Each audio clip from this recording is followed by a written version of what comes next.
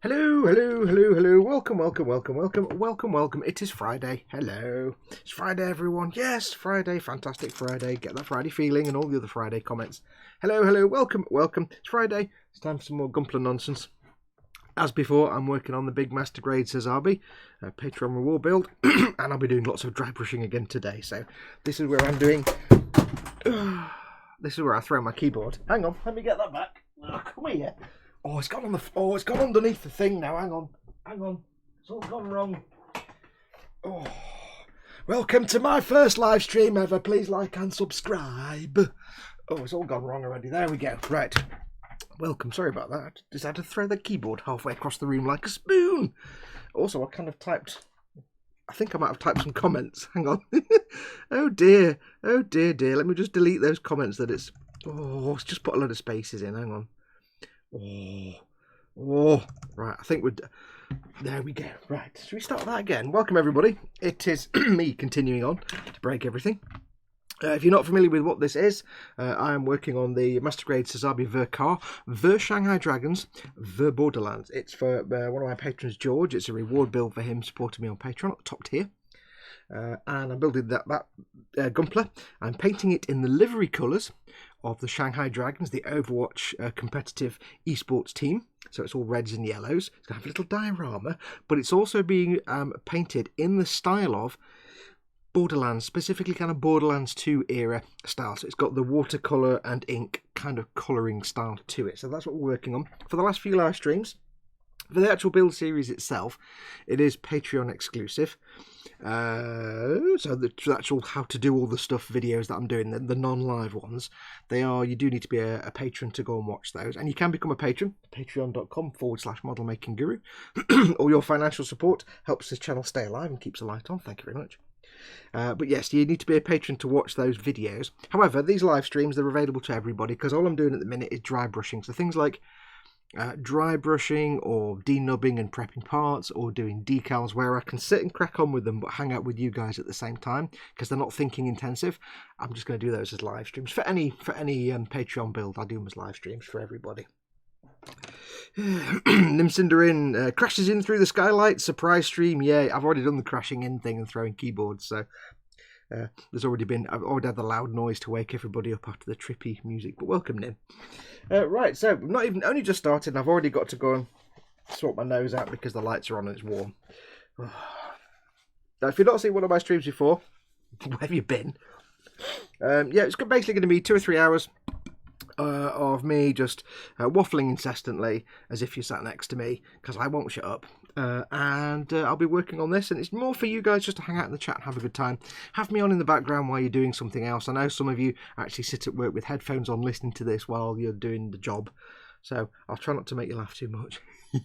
Yeah. So yeah, watch however you want. It's more just for you guys to hang out with your mates in the chat. It's a good, jolly good time. Now, I was hoping to start this around about lunchtime, as I have done for the last few streams, and it didn't happen. So we'll go on to... I can smell... my neighbour's next door. I can smell the garlicky curry smells already. She must be making dinner. It's going to get me hungry straight away. Yes, I'm going to go until about 6 o'clock when it's dinner times. And I may... I keep saying I might do this and I keep not being able to do it, but I might come back this evening for more. Because I've got lots and lots of this to do. I've got lots of dry brushing to do, so it's not like I'm going to finish it very quickly. But anyway, very quickly, if you've not seen one of these before, it's a chance for you guys to hang out. Now, obviously, there is a chat here. You can see it. If you want to join in the live chat, please do. It'd be brilliant if you did, because there's some awesome people in the chat. We can have a good time. I'll give some stickers away later on. You need to be in the chat for that. I've got the froggy throat straight away already. Fantastic. But yeah, if you want to join the live chat, make sure you're on the YouTube page watching this. If you're watching it embedded somewhere else, you need to click on the little YouTube icon that's down in the bottom right hand corner of the video player under the chat there somewhere. Click on that and it'll take you to the YouTube page where you can join in the chat. If you want to get my attention, I have my iPad for chat here. You can put your question or comment in big fat capital letters. I might see that. You can do a super chat, which is the little dollar symbol at the bottom of the chat window where you type your comments. If you click on that, you can do a super chat and that will put your comments in a big coloured box, and there'll be a little animation that pops up here and it'll make a noise and there'll be a meme and everything, and then I'll have no way to miss your actual comments, so I'll definitely see it. Or alternatively, you can just send me an email. My email address is always here on the bottom of the screen, modelmakingguru@gmail.com, or in that case, the totally different fox@modelmakingguru.com. Either will do. But yes, you can send me an email. I will get that, but whether I see it while I'm on the stream, I don't know. I might not receive it straight. I might not read it straight away. Don't forget, of course, as well, we always have the Stream Boss Battle. Now, this Stream Boss Battle, the current Stream Boss is Cy Reynolds, or Kevin, as we like to know. It's not me, not Model Making Guru. I broke it, and it says me by mistake. Basically, it's a way to raise money in a big pot that whoever gets the Stream Boss down to 0. Currently, Simon is on. If I put my hand there, you can see he's got some black bits. 77,455 is his current health. If you get him down to 0, you win all the money in the pot that's raised throughout the process of getting him down to his health down to 0. To get his health down to 0, you can put a tip through the tip jar, which is streamlabs.com/modelmakingguru, the address down there. You can do a super chat. Again, that raises a bit of money. The more money you put through a super chat or a tip jar, the more of his health comes off. That money goes into a big pot, and if you get him down to 0, you basically win that budget of money. I'll tell you how much it is. You then tell me what you want to order from Games Workshop, Forge World, or Goblin Gaming if you're in the EU or UK. I place the order and have it shipped to you at no cost to yourself. Unless you live outside the UK, there may be import charges, but you'd kind of understand that if you know what the internet is. So yes, get your tips and super chats coming through. You can, of course, if you're not already subscribed, you can just subscribe to the channel, and that will take a tiny molecule of his health off, but not much. But you're welcome to do that. Right, let's have a quick look at who's in chat. This was kind of another impromptu stream, so there won't be many of you in there just yet. Pascal was, of course, Pascal was the first in chat, because of course he was. I'll just put the iPad there. See, oh no, I've forgotten. I've also forgotten Guthorm again, haven't I? There he is. There's Guthorm. He's in the picture. I'll move these brushes because they're in the way. You go there. You go there. Guthorm can go there. You can see Guthorm now. He's in shot. There you go. Chat's here. Pascal was in first. He was in about 1,000 hours ago. He's at work at the moment, so he'll probably pop back later when he gets back. Eon's car is in, doing some hooverage. Quano Man is in. All right, lad. Chris at Gross Models is at work, of course, but he's going to pop in here and there. Dad, one of your mods, is in today as well, so welcome, Dad. So Chris and Dad are your two at the moment, the two moderators. They are lovely, lovely fellas. They are lovely, lovely, lovely, lovely, lovely fellas. They will do you no harm whatsoever. They'll look after you and make sure you're safe. But if you cross them, they will snap you in half and feed your remains to the sharks. So don't cross them. We have Daniel Smith, afternoon all, welcome Daniel. We have Edwin RSA, hello everyone, welcome Edwin. Welcome. We have Gunpla in Miami, hello folks, welcome Gunpla in Miami. I'm going to hazard a guess, I'm going to take a punt and guess that you're in Miami. What's the weather like in Miami right now? Just say delightful and we'll all just be jealous.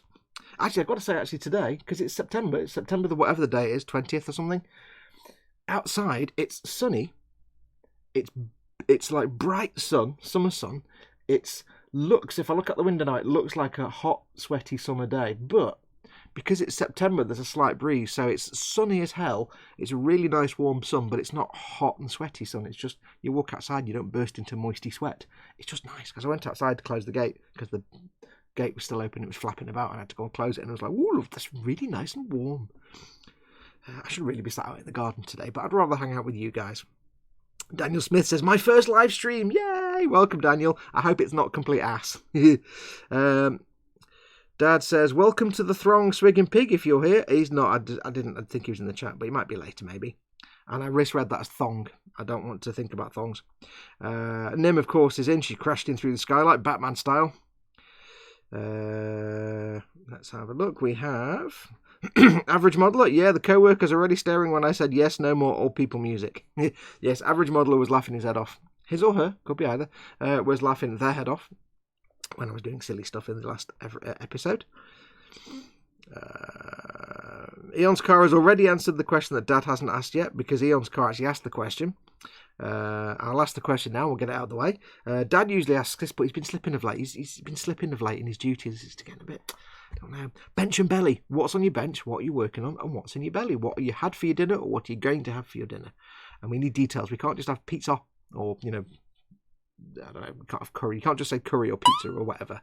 Oh, hello. We have a thing happened. What happened? We have Mr. Psycho has subscribed. Welcome, Mr. Psycho. You're more than welcome. Don't know if you're watching, but welcome. Yeah, so what's on your bench and what's in your belly? Or what's in your bench and what's on your belly? Chris at Gross Model says, hey, are you stealing my patrons? Yes. Daniel is still working on his Gundam F91 on the bench, and he's starting to do his head in with all the small bits. Welcome to Master Grades. Yes, the F91 is a very small. He says it's the size of an HG. It is small. Don't go with the Wing Gundam kits, and they're quite small as well. Meat Feast Pizza for dinner, yes. Gunpla in Miami asked the question. Answer the question. It says it's hot and humid at the moment in Miami. The hot bit I can live with. The humid, not so keen on the humids. Gunpla says, hey Dad, where's my allowance? Jamie Bone is in. Welcome, Jamie. Dad said, didn't get a chance. That Eon got there first. Cheeky. Chris at Gross Models says, Subway for lunch. Chris, you know the rules. You can't just say Subway. That's not how it works. You know the rules, Chris. I want the details. And if it's not meatballs and cheese, it's wrong. But I want the details. Subway for lunch and secret new E-models project on the bench. Oh, yes, he has a secret new project. I'll talk about that in a minute, not the project. Jamie Bone says, the 124th Ford Transit Van Mark II, is that the Italeri kit? It's exceptionally good fun. Considering it's an Italeri kit, it's not actually a pile of garbage. It's actually really quite simple. It goes together quite nicely. It's really nice. I think it's a retool from a very old kit. But it's a good kit, that. Howie, what style are you doing it in, Jamie? Are you doing it... Because there's obviously the British gas version. There's a police one. Or there's lots of other ones. There's different ones they release with different liveries. What are you doing it as? Are you doing it as one of the ones from the kit? Or are you just making up your own thing? I know Scott from Orkney is doing a burger van. He's cut a hole in the side and he's doing like a burger van. And the belly's full English, says Jamie. Oh, yes. For my belly, I had half a bag of prawn crackers from the Chinese we had the night before last. I just wanted snack food. Chris at Gross Model says, Italian bread BMT. BMT. Bacon, something and tomato. What's M? Bacon. M and... What's the M? BMT. Italeri, yes, says Jamie. Yeah, it's a good kit. That I often have nightmares with Italeri kits, but that Transit is actually a really nice little kit. So it's quite an old kit. It's a re-release, but it's really, really nice. Dead simple, not complicated, and everything fits really nicely.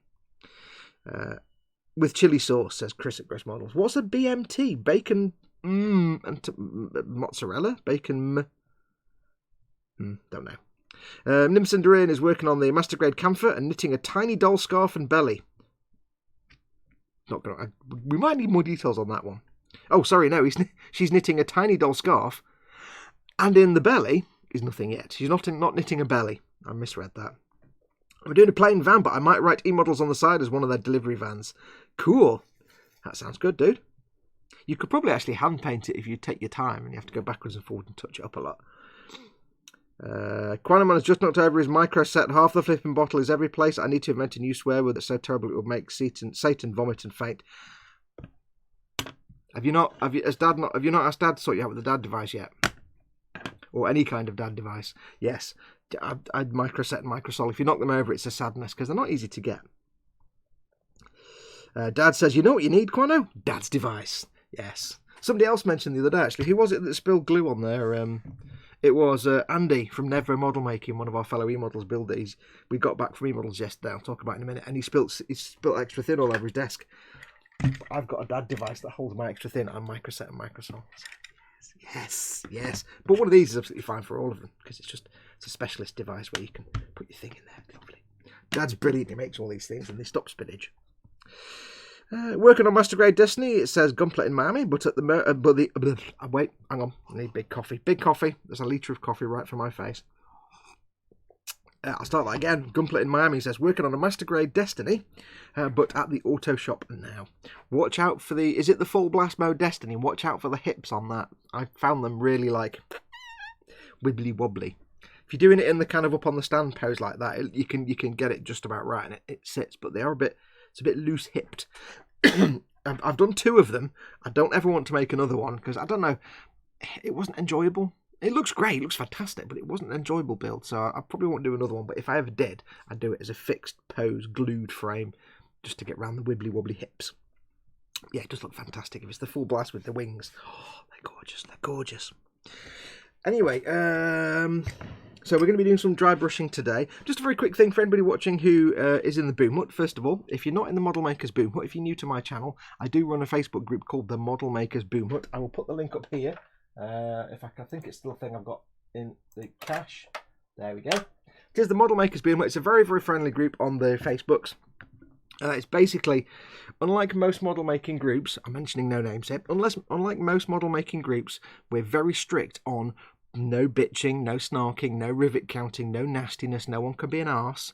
It's a very friendly, supportive place where you can show your work at whatever skill level you're at. Show your work, get advice, get help, get compliments. But it's not a complete what's the word? It's not people just saying yes, everything's brilliant all the time. Because obviously sometimes somebody might put something up that's not very good, and we'll say, instead of saying, wow, that's terrible, they'll say, here's some things you might want to work on. To, it looks, I can see you put a lot of work in, but let's see if we can get you working better than that. It's a very supportive place, so go and join. But all the members were there will know that a group of us went to one of my channel sponsors, and I forgot to mention those. I'll mention those in a minute. emodels.co.uk. They're my channel sponsor, one of my channel sponsors, and it's a UK-based online model retailer. We went there. I went there. Chris, who's Gross Models in chat, and Dad, who's your other mod in chat, came along as well. We had Ted, who's also one of our eModels builders. There's me, Chris, Ted, and Tony all went. We're all eModels builder, and then a surprise guest, Colin from Festa 67 Workshop, who's also an eModels builder, turned up as well. And Swig and Pig arrived, and a couple of other folks arrived, and we all had a great time. It was actually really good. We've been there a few times. We basically do, Ted, Chris, and I do video builds for eModels, and we also do a Monday night live stream for them as well. And Colin does videos for them, and there are the other eModels builders, Andy Nevbo, who wasn't able to make it, was working, and obviously Simon Curry, but he's poorly sick at the minute in hospital under surgery, so he couldn't make it either, but that would have been awesome if he'd been there. And Tony, who's going to be posting up videos very soon. He's been a bit backlogged. So we went there anyway. It was a great time was had by all. The guys at eModels are awesome. It was awesome to see Colin yesterday. Dad, of course, being Dad, brought a big box of the donuts, which were most delicious. We had those. Now, Simon, one of our friends, Simon, was going to be bringing some cake, but I don't think he was able to make it because there was no cake appeared. So that was a bit sad, but that's fine. Doesn't matter. But lots of people turned up. Tony, we don't see very often. Tony Helgen35, Dad says. He turned up. He's one of eModels builders as well. He turned up as well. That was really nice. And we had a great time. I picked up some bits and bobs. We all picked up what we're going to be building. If you remember, over the last couple of years, we've done an eModels live stream where me or Ted, in the last one, me, Ted, and Chris, we have 4 hours to build and paint a model. And in the last few years, it's been like a little chibi tank or something like that. We now have, we've picked up our new ones for this year. We're going to do another one this year. We have picked up the models. I'm not going to say what they are. We'll probably do that on Monday night's show. But yeah, we've picked up our next models for this year's 4-hour long eModels Christmas show.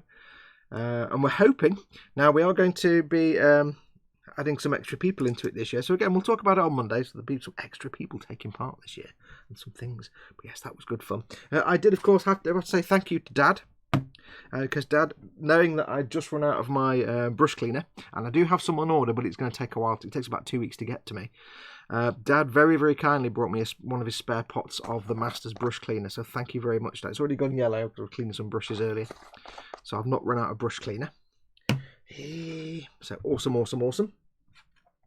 Also, the guys did sort me out. eModels did sort me out. I didn't need to pick up anything for a new eModels build because I've got the Millennium Falcon Perfect grade to do when I finish this Sazabi for eModels. That's my next eModels build. But I know Chris did pick up his next eModels video build, and Ted picked up his. But I did. The guys at eModels did give me a couple of pots of the premium airbrush from Vallejo, which I've used, and it's absolutely brilliant. I was looking for a replacement for the Ammo by MIG Lucky Varnish, which looks great, but is absolutely not durable at all, and that stuff is really good. So you're going to be seeing me using that. But yes, that was a good time was had yesterday, so thank you to everybody that did come along. Great time. Now, it's not just eModels that sponsor this channel. I am also supported, as you'll notice from the start, by Goblin Gaming. There is a link for eModels in the description below the video here, down there somewhere. And you can save massive savings on everything they have in stock has a reduction off RRP in there just when you go in. So go and have a look, you get some great deals, all your traditional model making stuff. I am also supported by Goblin Gaming as well.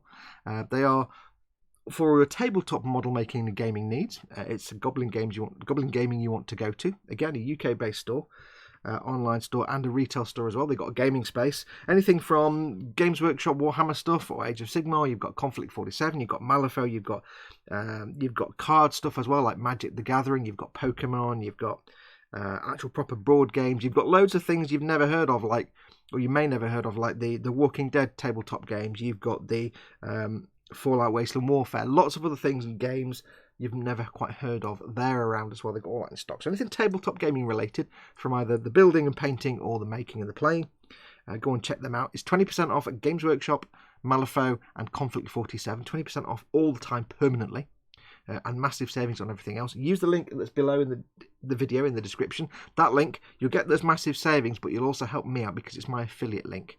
And I make a little bit of commission on everything you order through that link. So if you need to order some stuff from them, use the link that's below. Use that as your Goblin Gaming link, and you'll be helping out my channel massively.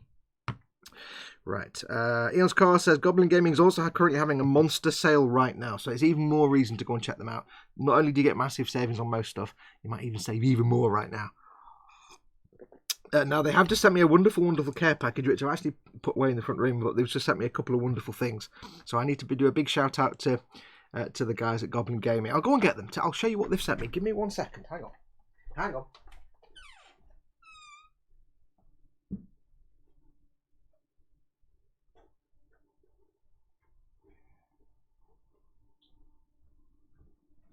There we go. Yes, they sent me a little care package, so I have to do a big shout out. They won't be watching this because this is a Gunpla thing, but a big shout out. They sent me a couple of cool things. What they tend to do is they tend to send me bits and bobs every now and then, just either for stuff to film for them or stuff to film for me, or just because they're looking after me and they like to send me stuff. So they have sent me the Harlequin Star Weaver, which looks fantastic, and I'm going to have a great time. Ignore the writing. I'm going to have a great time painting the checkered pattern on that. I know how I'm going to do it. Whether it comes out any good, I don't know, but I know how I'm going to paint that. I figured that out. So that's the Harlequin Star Weaver. That's obviously Games Workshop 40k. And I've also been sent this from the game Tanks, which is a Gale Force 9 game called Tanks. It's a sort of skirmish tank game. And it's a little teeny tiny Churchill tank. How cute is that? That is awesome. That is awesome. Awesome. So I'm going to have fun painting those. So we'll get those done at some point, fairly soon, hopefully. I'll show them again on Sunday, so we'll talk about that more on Sunday. Yeah, but yeah, they have a habit of looking after their channels that they support, so they send me little bits and bobs every now and then. So thank you, massive thank you to the guys at Goblin Gaming. We'll do them proud. I'll have fun with that Harlequin thing. Oh yeah, checkered pattern, but not hand paint. We're not going to hand paint it. We'll do something funky with it. It's going to be airbrush goodness, that. Anyway, let's get on with some work, because I've done nothing but yabber all morning, all afternoon. It's really warm in this room. I've got the window open, but like I said, it's a beautiful day outside. So now, if you remember, hi Paul Di Tommaso is in. Hey Paul, welcome. If you remember so far, as I said, this is going to be, this is going to be the, wow, these gloves are purple, but they come out blue on the telly. That's rubbish. They are going to be this. I'll start the whole sentence again. This is going to be, like I said, the Shanghai Dragons paint scheme. So it's reds and yellows, and I still haven't got around to setting up a static image to show you on my software, my streaming software. Let me just close that down. Hang on, I'm doing 3 things at once. But it's going to be reds and yellows for the most part. Now, the inner frame has been built and glued into shape and painted for the most part, most of it. Still got some bits left to do. We're working on the outer frame, the outer armour, and it's all reds and yellows. So what we've been doing is working on the yellows so far. If I can get this bloody glove on, I've never taken so long to put gloves on. And we're doing all brush painting. There's been a little bit of airbrush work for the base colours, and a little bit of rattle can work, but for the rest of it now, it's all going to be brush based. Most of it, apart from some little bits of weathering. So far, we've taken the yellow armour. I'll get a bigger piece so you can see what we're looking at. We've taken the yellow armour, for example, pieces like this, and we have done post shading. Now, instead of doing pre-shading, where you use a light coloured primer and then you spray on some dark coloured panel lines and shadow lines, and then you go over with your main base colours lightly so the shadow shows through, we're doing post shading, where what we've done is we've primed it with a light colour. I've then airbrushed Avalanche Sunset over all the yellow parts, because I wanted to airbrush it to get a nice finished coat. The red armour has been rattle can with Mephiston red, but because they don't make the rattle cans of Avalanche Sunset anymore, I had to airbrush it. So that's been airbrushed on. It's then been given a wash of Agrax Earthshade. It's then the dry brush has gone over that with the Avalanche Sunset again to bring back the highlight areas, but leave the shadow areas all fluffy and brown. It looks more if you're looking at it on the screen here, it looks a bit kind of yellow-brown. It's not quite as obvious. The colours are a bit wrong on this. Then we've gone over, once that's dried, we've gone over then, so we've used Avalanche Sunset to bring back the yellow. We've then gone over with my least favourite colour, Uriel Yellow, because I can't say it and it's horrible, to bring back some highlight areas. And the next step now is to do the final highlight colour, which will be with Phalanx Yellow, because it's a 3-stage post shade. We're doing the shading basically after rather than before. So we've got the yellow base coat down. What we're doing is basically starting off dark and bringing it light. So each post shade coat gets smaller and smaller. So the Avalanche Sunset, the first dry brush coat, was kind of everywhere except around panel lines. The Uriel Yellow, I'm going to say Wariel, it's easier, Wariel Yellow, was more in the centre of panels, and now the Phalanx Yellow will be like the minimal coat. It'll just be a hint of it in the middles, just to really brighten it a lot. And there will be a 4th yellow colour, which will be a Dawn Yellow, but that's going to be, that looks like lemons. That's going to be for chipping. So it's going to be the same as we've always done before. We've got lots of little dry brushes for dry brushing. Can be dry brushing on these panels, all the armour parts. Then once we've done all the yellow, we've then got to go and do all the same on the red. And then once all that's done, it's time for like chipping and decals and things like that. So we're going to crack on. Now I haven't yet put any armour on anything. I keep meaning to put the armour on things like the arms and the torso, so it makes it easier and I've got less things to deal with, but I keep forgetting, so I haven't done that yet. I've got a moist top lip, because I'm warm. My moustache is collecting moists. How long do we think before Fox gets paint off the pot onto those nice clean gloves, asks Daniel Smith. 2 minutes, says Dad, once he starts. Yeah, I will. If he does, says Nim. Oh, I will, because these paint pots are just made of absolute nonsense. I can't see him now. I'm trying to put him there so you can see him. They're just, I'm not even going to bitch about it. My last stream, for some reason, I was a bit of a grumpy old man in my last stream. I do apologise. I was complaining about everything I could possibly complain about. I vow not to do that today. I vow to try not to do that today. Today is a happy, positive day. There we go. Happy, lovely, fluffy thing day. Paul Di Tommaso says, I'm going to be picking up our new reclining love seat today. Comfy. Ooh, reclining love seat. There's a lot of comments to be had there. I shall make none of them. Now remember, this is obviously a monetized stream, so I'm not going to be saying any rude words. I'm going to try not to say any rude words. However, we're all grown-ups. I don't care if you use rude words in the chat. If you do swears and things in chat, I don't care. I'm not going to read them out. If you want to swear, you can swear. You can use big grown-up words if you want. The chat doesn't have to be family-friendly, but the actual speaky show does. So what we're going to do is we're just going to go into the centre of panels. Now we're going to use, this is an old base brush, but old base brushes you can keep because they make great dry brushes. And we're going to go really light because we don't want to make this thing bright yellow. It needs to be a nice clean yellow. But this is going to be a weathered, dirty vehicle. It's going to be used and battered and chipped. So what we're really doing is just doing little circular shapes to give ourselves a nice smooth blend between all the yellows. And make the yellow we're painting on now blend into the others quite nicely. And we're just going to concentrate in the middle of panels just to get a little highlight like that. You see what I mean? Gross Model says, poop! Dad says, surely if you recline you'll only be able to play footsie. Dad, do we need to have a conversation about how that works? Because, you know, reclining is often quite an integral part of the actual human rudies. Just so you know. Do we need to have this conversation? I kind of thought you might have known that, but I don't know. Yeah, so we're doing little circular motions, and this is just to fade everything in. Effectively, what we're trying to do is simulate what you do with an airbrush. Now, if you do it with an airbrush, obviously you're going to get fuzzy edges and soft blends. You can't do that with a brush if you just brush, but by doing very, very light little circles with a soft brush like this, I can focus it towards either the middle of panels or where I want it to be lighter. Now, I'm not making it completely symmetrical. For example, this light patch here is a bit more extensive than this light patch here and is a bit lighter. Because I don't want things to be completely neat and tidy symmetrical. That's not how nature works. Nature is messy and chaotic and unpredictable. So you want some variation. You want some interesting bits here and there that aren't on both sides. Now, if you notice, I am doing little circles over the bits where I don't want it to be really bright yellow. I'm not just focusing on the middle of panels completely. I am kind of very lightly brushing over some of the areas where there are recesses and the dark panel shadows and things. But that's really just to very lightly tint those areas so they are kind of connected to the light yellow areas. I don't need to repaint them completely, but I want them to have a hint of this phalanx yellow, just so they've got a kind of a link to the other areas. Otherwise, you just end up with two different colours of yellow and no real connection between them. So there we go.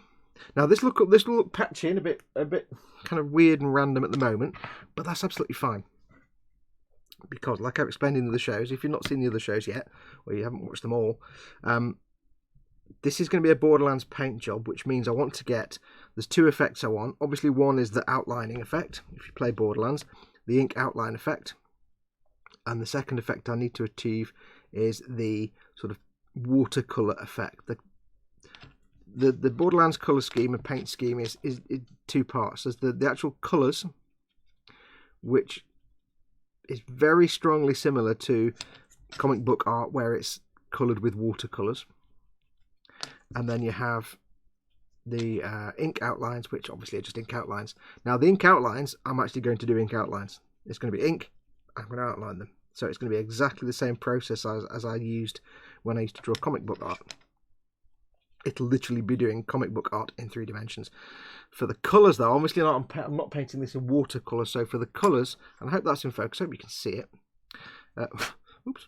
For the colours, this sort of dry brushing effect, if it comes out nice and patchy, then once I've put the chipping over the edges and ink outlines with cross hatching and things like that, once I've done that, it will just look, it'll have that nice kind of watercolory texture look to it. Hopefully that's what I'm hoping for anyway.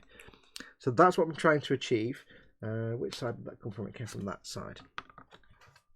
And that's the idea. So that's why I'm not too fussed if I get little patchy areas, if I get little bits where perhaps the blend is, well, I might get some areas where there's a soft blend between the two yellows, the dark yellow and the light yellow.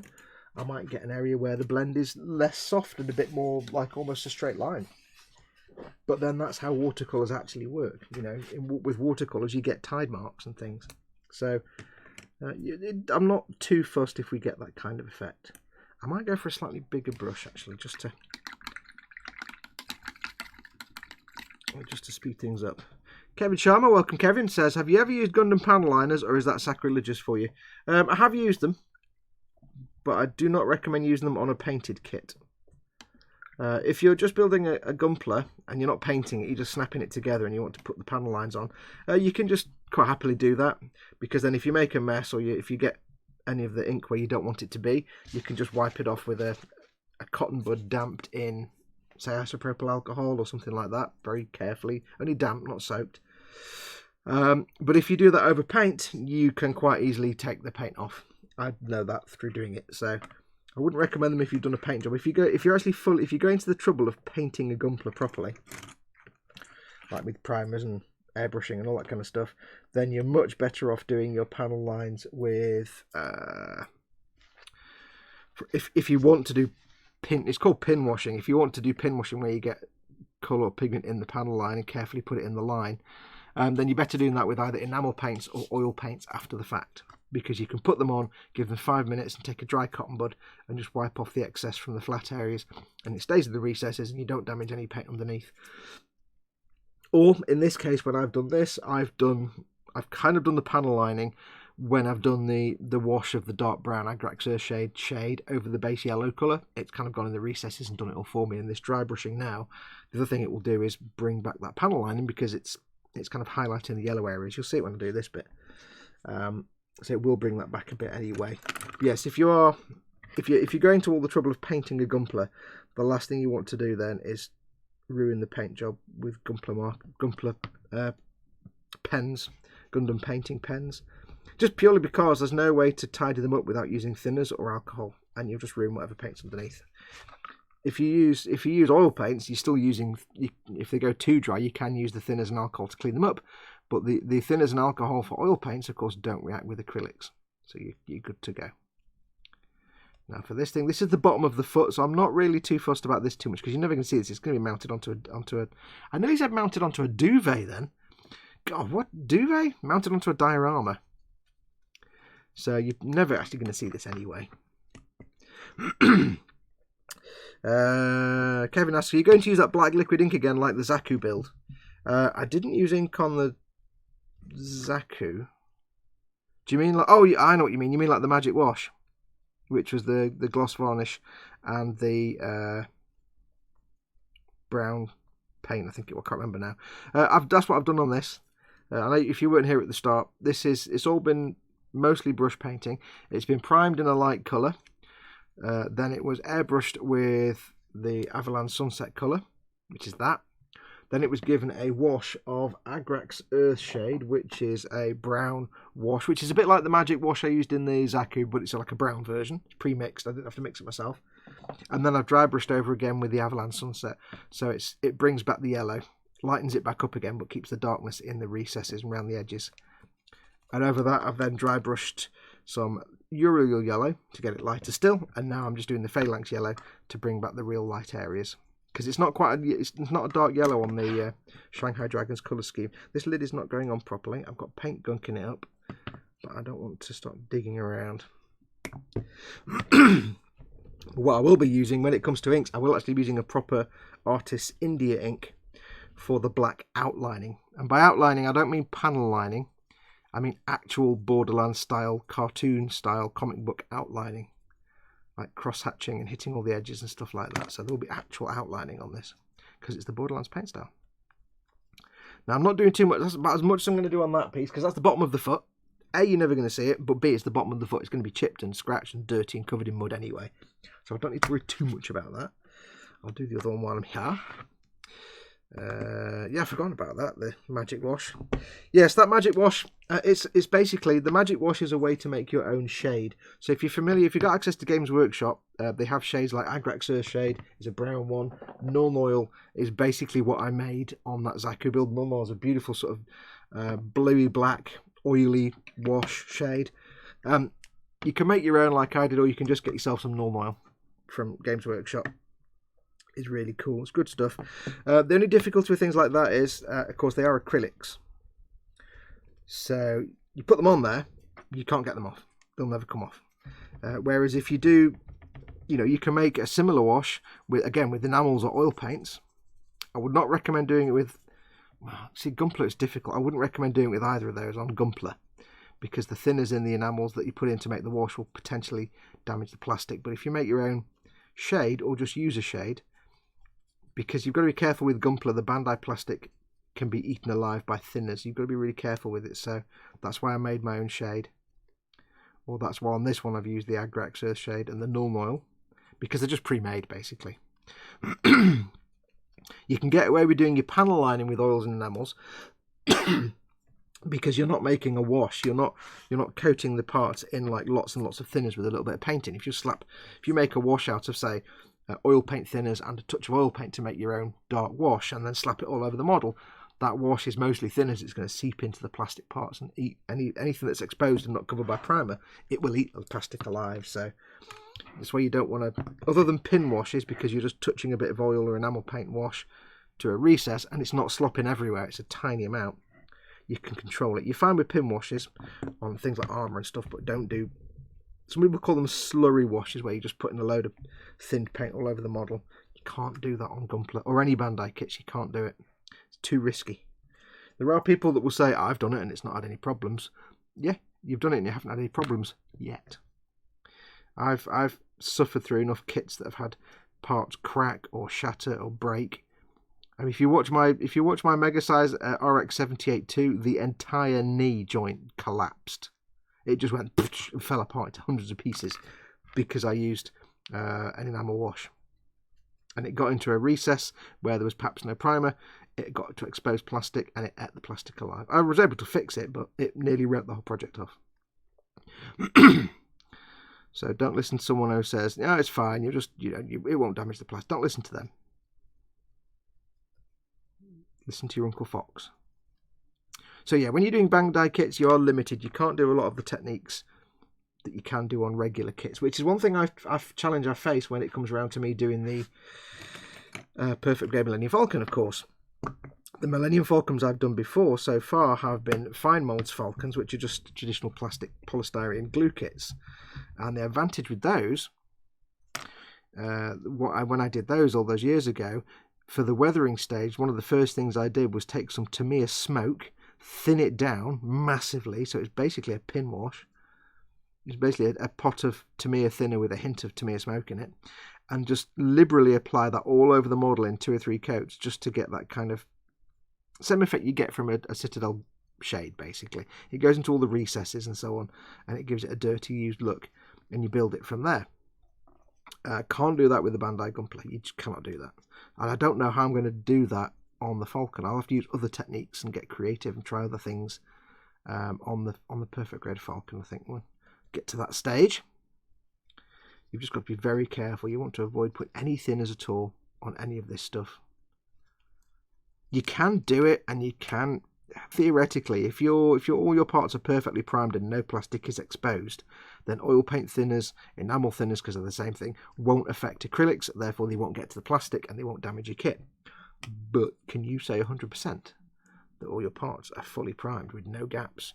No, you cannot. So yes, it's something to be aware of. But the downside of using things like shades and stuff, or I've got stuff on there. The magic shade that I made using the Pledge the Pledge 2 times more shine, and the I can't remember what I use now. The ink, I think it was the black ink, the Vallejo ink.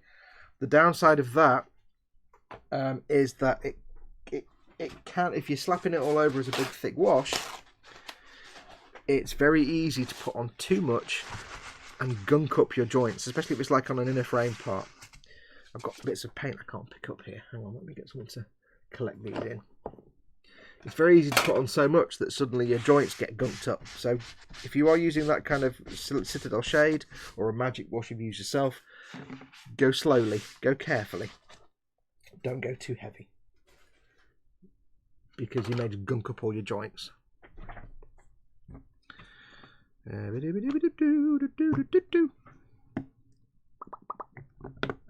So that's the one frustrating thing with Bandai kits. In a lot of ways, they're freeing, because I'm a painter, not a builder. The building part of a kit bores me senseless. I'm not interested in the building side of this hobby. I'm interested in the painting and weathering. So building a kit for me is boring as all get out. It's bored. Very, very rare. I ever get excited about the actual build section of a project. So the fact that with Gunpla you can just snap them all together, there's no real building skill involved apart from cleaning up the parts. I love that. That was an eye-opener, and it suddenly made the building process enjoyable for me. But then the restrictions that come with that, the plastic, the way they have to have their plastic to allow you to do that then gives you the limitations of you can't really slap thinners or alcohol or oil-based thinners or anything like that. You can't slap any of that around without risking everything. That brings the headache back. So there's always a give and take. Removes all the headaches of the build, if you're not a builder, if you're a painter like me, but at the same time it does introduce its own issues.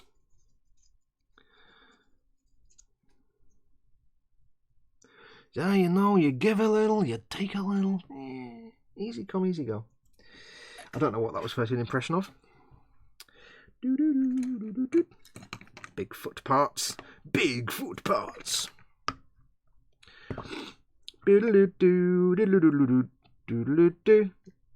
Quanoman says, trying not to say rude words. In that case I am trying not to think about tricking Fox into saying big boy rudy words. I carefully read things before I read them out. And that's not a challenge, because you won't trip me up. I'm not Mo. You're not Bart Simpson. I've just said that now, and I'm just going to base that's just issued a challenge, hasn't it? Oh, god damn it. I've known Paul from Glued to the Sprue long enough that I should know to shut up sometimes, but never mind. Hey, what are you going to do?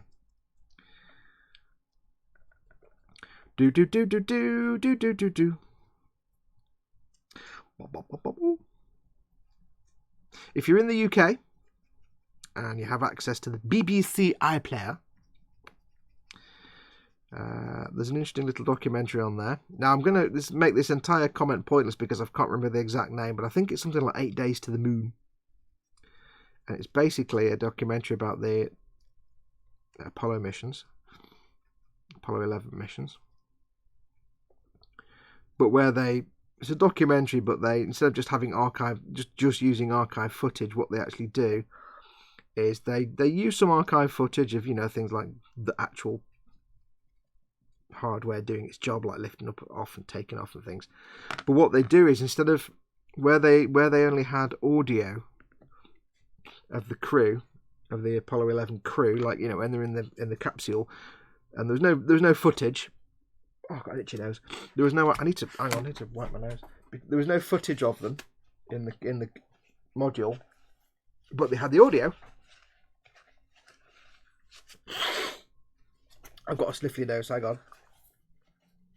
They basically got the actors to act what was being said. So you basically get the actors acting, but the audio over them, they're lip syncing to the actual cockpit audio. And it's fantastic. It really works. And it's also a documentary. There's a narrator and they're explaining, got interviews and stuff with people, but the actual stuff happening footage really works because they're basically lip syncing to the real audio. And they show, you know, like they're walking around on the moon, and it's for the first time. It's because they kind of film it in a really kind of realistic way. It brings it home as to what the astronauts kind of experienced. There's one bit where you see it from the point of view, I think it's from the point of view of Buzz Aldrin's helmet. So you're seeing it through his eyes. You're seeing out of his helmet as they open the door on the LEM for the first time, and outside you can just see the moon surface. And they haven't yet gone outside. And you see like Buzz Aldrin's reflection in the visor because you're looking out of his eyes. And he says something, and obviously his mouth's moving to whatever Buzz actually said because it's the real audio. And you just get this, you can just kind of almost imagine what it was like, what it felt like to be there. Because yes, you've had actors acting and stuff, but it's not filmed like a film. It's not filmed like a drama. It's filmed just like a documentary, really, but with some first-person view stuff. It's really, really good, and it's kind of interesting anyway. Hey Fox, what rhymes with trucking banker? Many things. Many things. So you're not going to trip me up. Cy Reynolds is in. Hi, Cy. Our Lord and Saviour Kevin, who is our current stream boss. This is the person you're trying to knock from top spot. Although not trying very hard because he's still got 77,435 health. So he's still quite safe and secure. He's not even halfway across yet. He's having the time of his life on that throne there. Living it up. He's laughing at you. He's laughing at you. But welcome, Cy. You right, buddy? I quit today. I'm officially unemployed. For now, says Cy. Yes. You're officially unemployed, but you don't half have a job lined up. I shall say no more. I shall say no more. That's not my announcement to make. But yeah, welcome. I thought we were going to see you yesterday. I thought you were coming to eModels yesterday, but I guess you weren't. I don't know why we thought you were coming. But you were missed. If you were supposed to be coming, I can't remember if you said you were coming or not. I'll be honest. But if you were missed. Because we thought you were. So you missed donuts as well. Dad brought donuts. And donuts were eaten with all of us. We all ate the donuts. We all had happiness. Then again, it did mean we get more donuts. So there you go. Yeah, you get to put your feet up for a little bit, Si. You don't really get to put your feet up. There's lots you need to do before you start your new job. It's quite exciting. Yeah, so go and watch it. 8 Days to the Moon or whatever it's called. Or something. I can't remember. Si says, I was going to come, but stuff is hectic right now. Mrs. having to sell her shares in the restaurant, relocation, etc. is nuts. Yes. So I kind of expected that when we were like, where's Si? I thought he was coming. I thought, yeah, you're going to have stuff to deal with. So it's not a problem. I got to eat more donuts than if you'd been there. So I'm fine. Don't give it a second thought, my friend.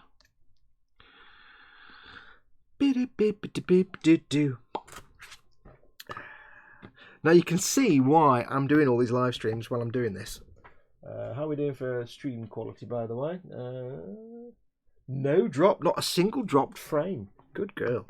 How are we doing for video and audio quality? Do let me know, because I have no idea. I'm too busy streaming to know what the actual stream looks like.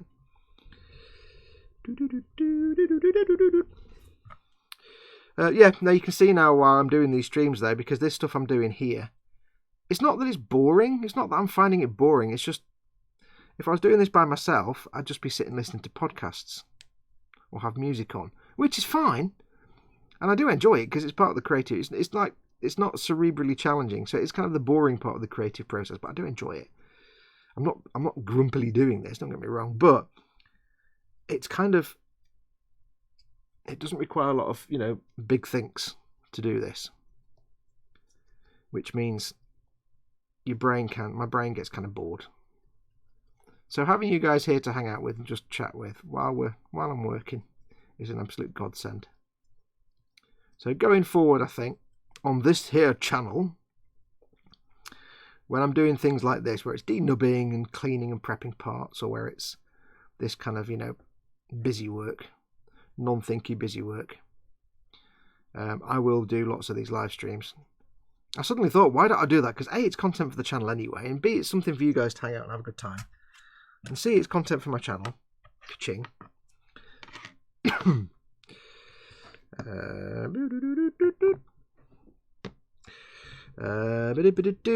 Dad says, yeah, we said that about him not being there. We kind of all said he's probably just busy sorting everything out with his new job. Simon says to Dad, I'll see you next month. I don't know how far to travel. Audio video is perfect. Thanks. Yes, we are planning to head up to Warhammer World next month. Because the plan is that Georgia's coming over. Yay! From the US. I'm going to meet up with us all. Although now Dad says, I doubt if I'll be at Warhammer World, wallets won't let me in the car. No! You can't not go, Dad. You can't not go to Warhammer. I mean, yes, it's probably the worst thing you could possibly do in your entire life. You can't not go to Warhammer World. That's got infinite sadness now. I've got all the sadness now if you're not coming. That's just major sadness. Not least because you said you'd give me a lift. I'm joking. There'll be sadness if you don't go. What's the point of going to the most enabling place for any crippling Warhammer addiction without the most cripplingly addicted Warhammer addict? If you know what I mean. Dad, Simon says, yeah, Dad, it's a dangerous building to be in. Yeah. Right, more dry brushing. Yes, you can see why I'm doing these live streams now, because, like I say, I won't just be listening to podcasts and stuff. And don't get me wrong, I've got like hundreds and hundreds of hours of The Skeptic's Guide to the Universe to listen to, which is a fantastic podcast, and I love it to bits. But it does, even then, it gets a bit mind-numbing. So this is just a great way for me to keep myself interested. I'm talking to you guys, we're having a good time. I'm making some content. You guys get to hang out with us, and we have a laugh. And also, as well, because I quit smoking last year, so also as well, while I'm not smoking, of course, I put on a bit. Like if you've stopped smoking, you know, if you ever give up smoking, you know, you put on a bit of weight, because smoking is an appetite suppressant, and not smoking is kind of not an appetite suppressant. And because you've stopped smoking, I've got the tickly nose again. Ugh. When the moustache hairs start aggravating my nose, they tickle my nose. Yeah, you tend to binge eat and eat more crap and sweets and stuff just to distract you from not wanting to smoke. And so I put a bit of weight on, so I'm trying to kind of trim that down a bit. And I've forgotten actually why I was even talking about that now. I was even talking about that. Oh yeah, so this is good because basically it sits me at my workbench for 3 or 4 hours, and I can't just run off and go and binge eat because I've got you guys there. If I was just working to myself, then I could be like, I'll just paint this bit and then I'll go and eat a load of chocolate biscuits. Or I just need to, my legs are a bit stiff, I'll go downstairs into the kitchen and walk around a bit, and then while I'm there I'll just happen to eat a load of, like, you know, potato salad or something, or whatever's in the fridge, or sliced meats or something. I tend to do that a lot. So It helps me lose weight. It helps me stop binge eating, which is good. Now, if you're not seeing this before, you're wondering why this bit at the top is all a different colour. It's because it's not the same colour. The top part I'm going to be doing, because this is obviously going to be a Borderlands 2 style, Shanghai Dragon style. It's going to be painted to look like Diva's mech from Overwatch. So when I've finished this and it's got its little diorama, it won't look like a 25-30 metre tall mobile suit with a cockpit in the middle. It'll look like a 20-foot tall mech. And there will be a figure to give it scale. So I'm changing it from the Sazabi. So these things, I can hear a very loud, I think that's my neighbour filling something with a hose. I wonder what the noise was then. Give me 1 second, folks. Let me just go and check.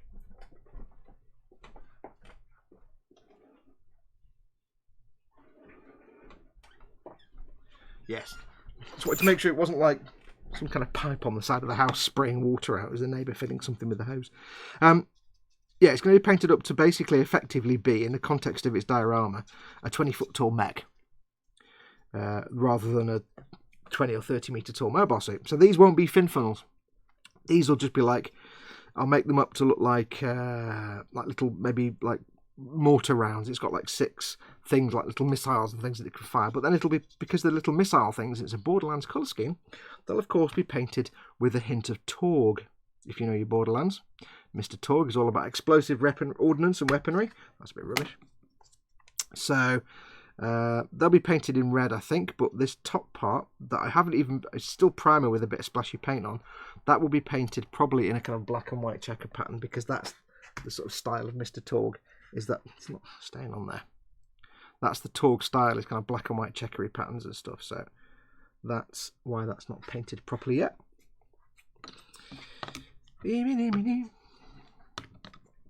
Let's have a look. Dad's talking about like spending all the money. He says it was bad enough at Altrincham. Yeah, he came to my local Warhammer store when it was his birthday and spent all the money in the world. He spent all that money just to get. Let's just say he walked out with the store with the rucksack that you got. Yes.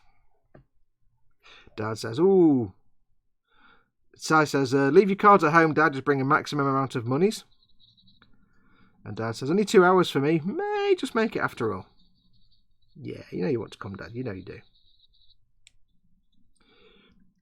Si says, "That's why vaping is my saviour, dude, and not lol for everyone, mind you." Yeah, I tried vaping. I couldn't be bothered with it. It was far too much faff, and also it was no more.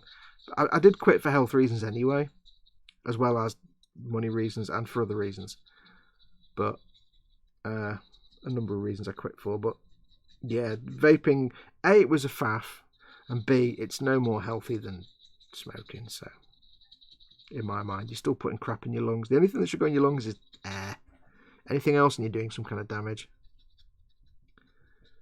So yeah, just stopped. It's actually been quite easy this time for some reason. I think it was because of the reasons that I stopped. That, you know, I've got my reasons that I stopped. A number of different reasons, not just for money or health, but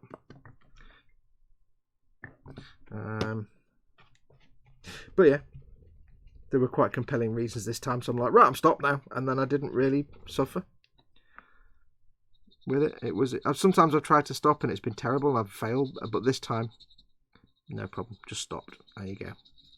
I had compelling reasons that my brain couldn't. Twice in my life I've stopped smoking and had compelling reasons, and my brain's gone, I don't want to stop. Oh wait, you make a good point, I'll just stop then, shall I?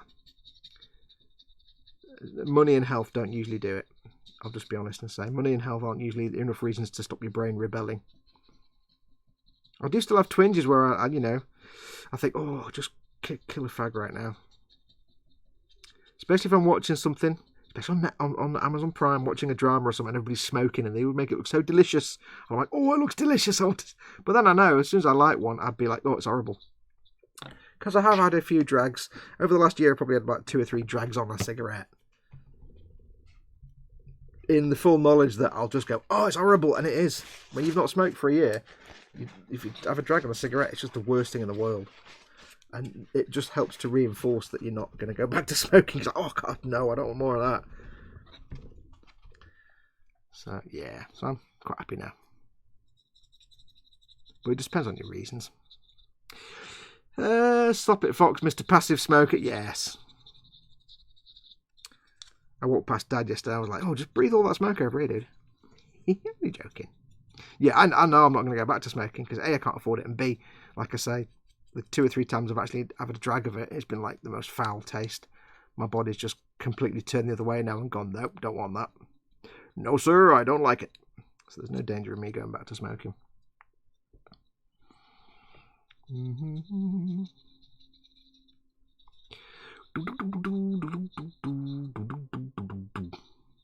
The missus tried vaping, says Sai. Dad doesn't like it, it makes him cough. Missus tried vaping, which she had the same. We worked out she had a propylene glycol allergy intolerance. To me, it was more just a case of, it'd be like, I don't know, it's just, they're still nasty chemicals. And you're inhaling like glycerin, glycol based stuff that's, you may as well just be like inhaling acrylic varnish or something. You may as well huff Pledge multi-surface wax for the stuff that's in it. I don't know. That's done. Nice dark patch there. You probably won't see, but it's nice. So it darkens towards that bit of the leg there. We've not done the red yet. That's still looking scruffy as anything. I think it was easy because I had genuine motivations to do. The brain is not yet amazingly beautiful machine. Yes, if my brain realises that it's got no choice but to just not smoke. I've done it once before, where this is going back quite a lot of years. This is going to sound really stupid. Okay, I was a smoker, and I really wanted a replica of the 10th Doctor's greatcoat, and it was 400 quid. For this replica. I'm like, oh, I really want that because I love greatcoats anyway. I'm a big fan of billowy greatcoats. And I was like, oh, I need this. It wasn't the best. When I got it, in the end, it turned out it wasn't that great. But at the time, I was like, oh, I want that. But it was like 350 quid, which was a lot of money in them days. It still is. This is going back years now. So I was like, right, I've just been paid. Here we go. What can I do? So I was like, I just sat there and I went, you know what? I've ordered it. There you go. Done. And I said to my brain, I said, right, brain, here's how it's going to work. You can whinge all you want about not having it, because I said, I can't smoke now. I've just got to quit smoking to afford this. I said to my brain, I said it out loud. I said, you can whinge and complain all you like about the fact that I've just spent all this money because now you're not going to get any cigarettes now because there's no money left. That's it. Once all my bills for the month had been paid off, I had about 350 quid left, and it went all on that coat. With a little bit left in case of, like I need petrol money or my car breaks down or something. So I said to my brain, you've got no options now. There's no money in the account to buy cigarettes. You're just going to have to stop whinging and accept the fact there's going to be no cigarettes for this month and hopefully ever again. And my brain was kind of like, you know what, I can't get around that. There's no physical way for me to buy cigarettes because there's no money in the account. Okay, fair play. We'll just leave it at that. And I had no twinges, no cravings. I just stopped mechanically. Bang, gone. Stopped. And that was brilliant. Because I just basically gave my brain no choice whatsoever. It really was a case of, you're not going to get any cigarettes and there's nothing you can do about it at all. There's no money. Doesn't matter how much you skrike and whinge and moan and complain like a whinging child. It's not going to make any difference. There's no money. You can't have cigarettes. And the brain was like, okay, fair play. Can't do anything about that. Never mind. Next. So, yeah, with me, it's more like if the brain has no choice whatsoever, then it just capitulates and doesn't complain about it. And in the situation right now is that it was one of those situations where there was just no choice. It didn't have an argument. It was like, okay. And that worked. Good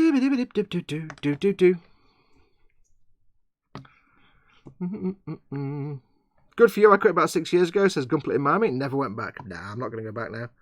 Say after a year. I mean, I did fail that one when I stopped that first time. I did go back to smoking, but that's, because something quite bad happened in my life and there's kind of no way around that. But I'm not going to go back now. It's been a year. And they just taste foul now. I'm like, I have no desire to smoke. I sometimes have the desire because, like, it looks dead delicious when you see somebody else having a cigarette on telly and they're liking some drama film. But I know what it tastes like, and it's like, ugh. I just don't want that flavour. Little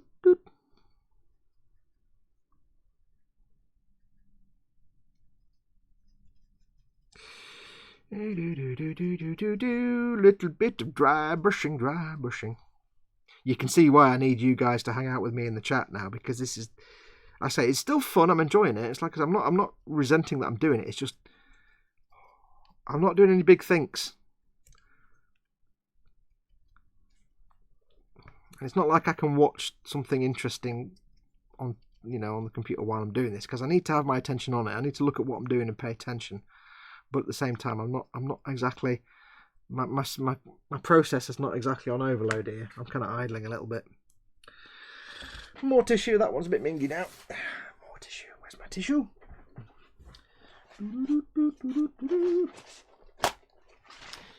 Don't know what went for my dinner. We did the bench and belly thing earlier on. Anybody who came in after the start, by the way, if you weren't here when we asked it first of all, bench and belly. What's on your bench? What are you working on? And what is in your belly? What have you had for your dinner? Or what are you planning to have for your dinner? Now, I don't know today, because Mama Fox isn't very well today. She's having a day in bed because she's a bit poorly sick. She ate something the other day that's, I think, reacted with her. She's a bit... So, I think she's just been feeble. She had some sweet and sour, sweet chili sauce the other day with the Chinese, and I think it's hit her a little bit, giving a bit of the deli belly, even though it's Chinese, not Indian. But there you go. So I don't know yet. It might be a fend for myself, because she might just want some toast or something. So I don't know. I do not know. My bench is this. You knew that, didn't you? You knew it was this, because that's what I'm working on right now. Cy Reynolds. Oh, Interzone's in. Interzone 88 is in. Welcome, Interzone. Welcome. Let's have a look. Cy Reynolds says... Oh, no. Yes, on the bench. Oh, bench is the final part of the Sazabi prep. Belly is a dummy nose because of the reasons. Simon Reynolds, you know how it works. You can't just say pizza. I had to tell Chris off for this earlier on when he said Subway. You can't just say pizza. You need to sit on the naughty step for a minute and think about what you've done, and then give us all the details. We want the gory details. You can't just say pizza or Domino's. You know how it works. It's not often I use people's Sunday names, but there you go. What was I going to say? Yes, Merritt Philbin's in. Welcome, Merritt. He says, on the bench is the Sazabi Verlogic. Oh, is that still going, the Verlogic thing? That was years ago. Is the Sazabi Verlogic. Trying to finish up the base colours and hopefully move on to decals and subtle weathering. Belly going to order some sushi for lunch. Oh, sushi. I love sushi. Sushi. Yeah, the Verlogic thing. That was a... Remind me, because I may have forgotten. Wasn't the Verlogic thing something that Zach Aurelius did like 3 years ago or something? And it's, if I remember rightly, it was basically just you make a model that is taking the essence of Gunpla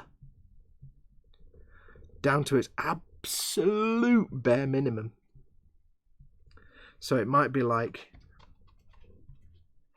it's almost like a cubist thing or a vorticist style thing, where it's literally like, for example, if you're doing an RX-78-2, it might be a cube with a turret with a gun on the front, in the right colours, obviously. Or it might be a sphere with a V fin. I can't remember what the whole point was. It seemed like great fun. I'm sure it was about 2 years ago. I didn't think that was still going. Unless it's just a thing now that everybody does. I didn't do one myself. I know finishing up, having children takes some time out of your schedule. Wow, yeah, a couple of years. Woohoo! Since the Sazabi is sort of complicated, it ended up being like a Sazabi-looking fighter drone. Cool. I think I'm right there. I might have got it wrong. It was supposed to be like a build. It could be a kind of custom build or anything. Nothing to do with a Bandai kit. That was just the essence of Gunpla. I think I'm the final one, lol, says Merritt. I think you are. Aeon's car. Be right back. Going to sort out the mincemeat in the fridge and leave some out for dinner tonight. Yes. Mincemeat. Beef or lamb? I like the word lamb with a B on the end. Lamb. Dad's says, I'd say I'm on my way for pizza side, but I need to save my money. So Reynolds says, even if you buy nothing, Dad, it's worth it for the exhibition hall. The shops are great too. It's really the only place in the world you can see every model built and painted and or built minus paint. Yeah, but you know what it's like there, Si, don't you? Once you get there.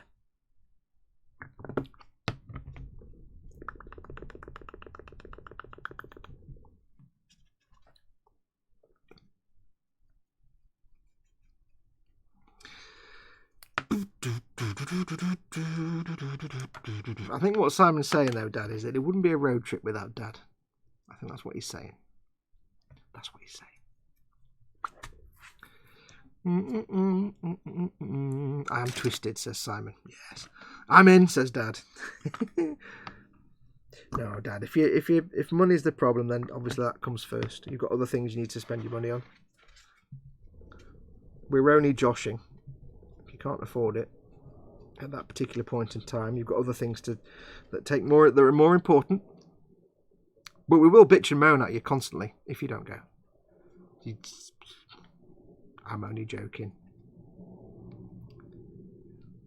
I mean, I'll be skint, so I probably won't buy anything apart from lunch. Plus, I don't need to buy anything. I've got such a massive, but I'm going to have like months and months and months of Warhammer Conquest to build. The last thing I need to do is get more Warhammer. The last thing I need to do. I'm already running out of storage space in the spare room that's now full of Warhammer Conquest. Like, oh God, because I haven't touched it in months and it's just piling up. I'm going to spend 6 months just building it all so that I can go ahead and paint it. I mean, don't get me wrong, it's a good problem. It's a great problem to have. But yeah, the last thing I need to do is actually buy any more Warhammer. I need to start to get this puppy done so I can crack on with all the other bits. This pinged off its stick. I've now got the fact there it is. Don't know where the stick is. Before I do that, I need to swig of coffee. Enormous coffee.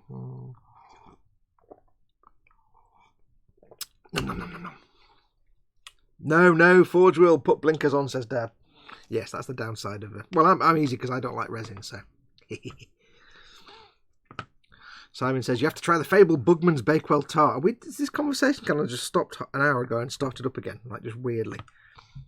Yeah, I've got to try the Fable Bugman's Bakewell Tart. And Dad says, Bakewell Tart, I'm definitely in. I don't like Bakewell Tart, so I'm immune to that nonsense. But the Bugman's Burger. See, I hear legendary things about the beer, but of course I'll be driving, so that's not going to happen. It's a very loud, I don't know if you can hear it, there's a very loud jet plane outside doing takey off type things.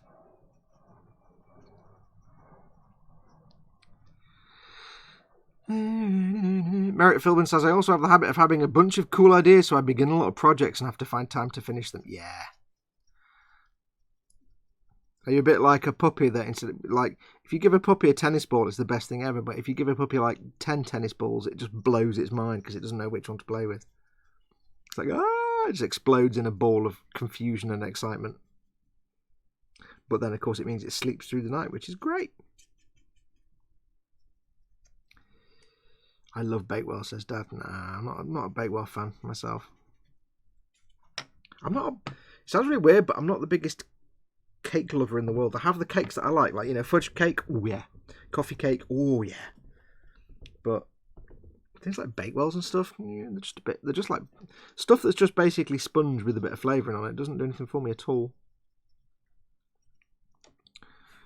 Holy crap, your hands have turned blue from the effort of dry brushing. I know. It's because I work in the... I was going to make a joke then, but I know what? I didn't even have the punchline figured out, so I'm just going to abandon it. Stillborn. I don't even know what the rest of the joke would have been.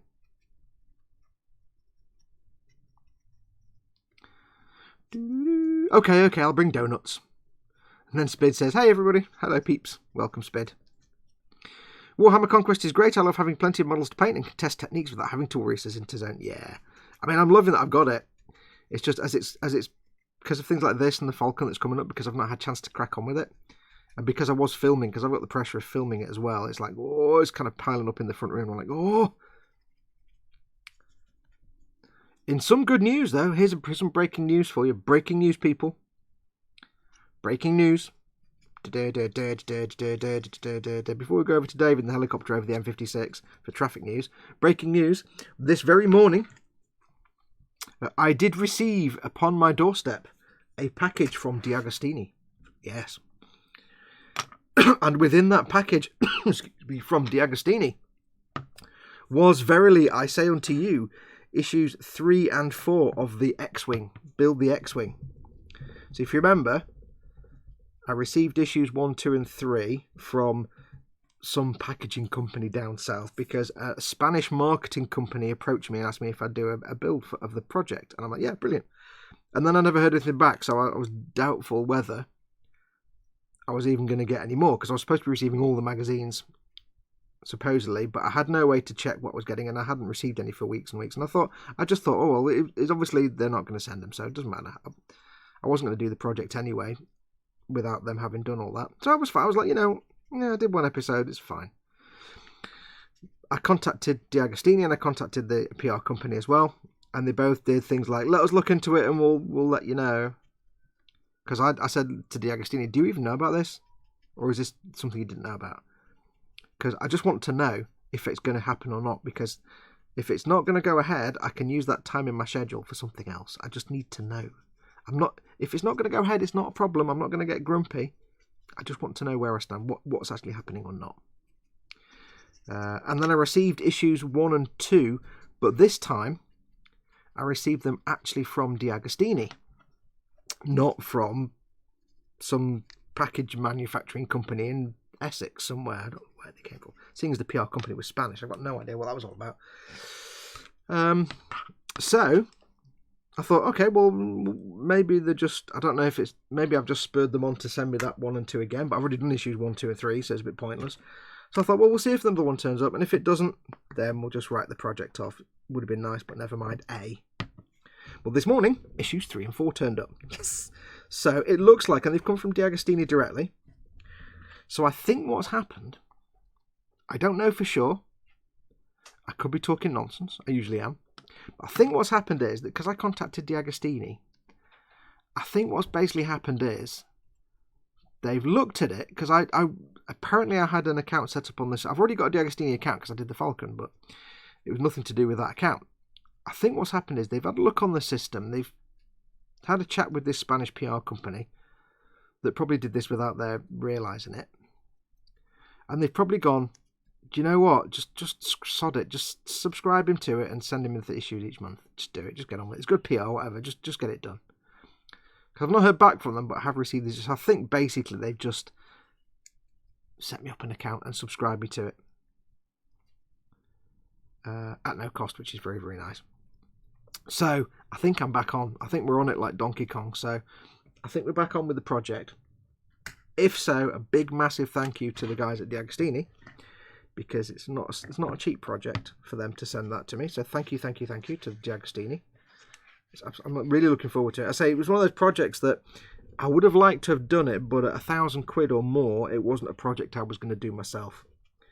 As you know, I'm doing the Warhammer Conquest, but that's only through the good graces of George, my patron George, who's helping me out with that. And we are going to split the thing once it's all built and painted. But the X-Wing one, I was like, oh, I fancy doing that, but I'm not going to spend £1,000 on it. So I wasn't going to do that. But if they said, so we're going to send you more. So thanks to the guys at D'Agostini, I suspect, they've just taken over it and gone, you know what, just set up an account, send in the stuff, there you go, done. So I think we're back on. So tomorrow, I've already filmed issues 1 and 3 anyway. So that's a spare copy of issue 3. So what I'll do tomorrow on Saturday, I am out in the evening for a friend's birthday, but during the day I think what I'll do is I'll film the next episode where we just do issue 4, magazine issue 4, and whatever's in that, and then we'll carry on from there. So hopefully I just keep getting the issues each month. I mean, if suddenly I stop again, then because the difficulty is it's not like I've got an account set up that I can go in access. If one doesn't turn up, I don't have anyone that I can contact and say, hey, I've not had the next issue. I mean, I've got an account number, I think, so I'll figure it out. But we'll see. So hopefully now I'll just keep receiving them. And what my plan is just to get them all over the next couple of years as they come out and just assemble it first of all, get it built. And then in a couple of years' time, when you get the last issue and you've got the last few bits, take it all apart again and repaint it completely. Like, give it a proper... Get rid of the pre-painted factory paint job, which will be adequate but probably a bit bish, and completely repaint it from top to tail. That's the plan. So, but obviously, because right now time is fixed. I've got the Warhammer Conquest. I've got this and the Falcon to do. Then I've got the Conquest stuff to catch up on. It's not like I'm going to start doing full repaint stuff now on the X-Wing. So that's going to be in a couple of years. That I'll still do little episodes where we like say this is what's in this month's issues and let's get it built. But then once it's all built and done, I'll take it all apart again and we'll do a complete repaint. Yay!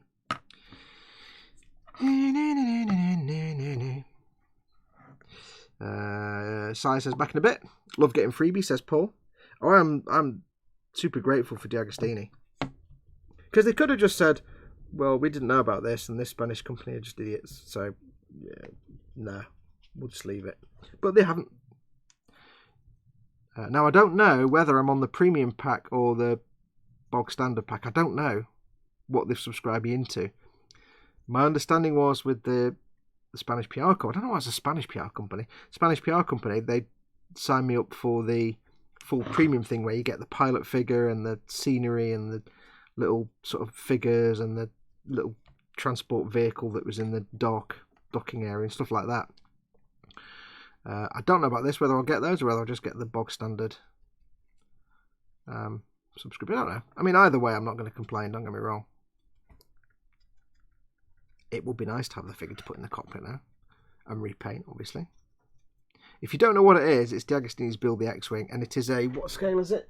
It's like one, I can't see with these glasses on the poster, but it's like a 1/16 scale, I think, X-Wing. It's like 3 foot long. It's massive. It's bigger than studio scale. I think 1/16 scale. Somebody correct me. I haven't got access to it right now. So 1/16 scale X-Wing with the movings and the lights and things. So yeah, I'm looking forward to that. So it's going to be awesome. Assuming they have signed me up for it. I think there was a case of them going, you know what, we can't find anything on the system. Oh, just sign him in, sign him up, and send him stuff out. There you go. It's good PR. Because at the end of the day, it kind of makes sense to get the word out there, get people building the thing. Because I look at it and I say, well, you know, okay, it's a lot of stuff they're sending me, and they're sending me, you know, it's I think the overall value of the whole subscription is like over £1,000, 1,200 quid or something ridiculously high. But from their point of view, because it's somebody who's filming the process and sticking it on YouTube, from their point of view, it's like, okay, so we spend 1,200 quid sending this guy all the magazines, or we spend tens of thousands of pounds on marketing. Or we spend £10,000 more, because which is best? To spend £1,000 on sending the magazines to a YouTuber, 1/18 scale it is. That's been corrected by Dad and Spid. Spend £1,000 sending it to a YouTuber who then reaches out to his entire audience and everybody else who watches videos, or to spend like 10, 20, 30 grand on advertising in other places that you haven't already advertised. I mean, they've obviously advertised it already, but it doesn't do any harm if they can suddenly increase their advertising coverage for £1,000 when an agency, an ad agency would cost you hundreds and hundreds of pounds or thousands of pounds a day, and you're saying to them, for the cost of 40 quid a month, £1,000 over 2 years, you get all this coverage. They're not going to turn it down. Not going to turn it down. Tart says Chris at Gross Models, and then sorry, just catching up on chat. Welcome back, Christoph. Hachetti's doing an Age of Sigmar series, says Interzone88. Yes, they are. They're doing the Warhammer Conquest, but they're also doing the Age of Sigmar series now. I can't remember what it's called, because I don't do Sigmar. But yes, if you've seen the Warhammer Conquest stuff, and you thought, that's really good, but I prefer Age of Sigmar, they're now doing Age of Sigmar stuff as well.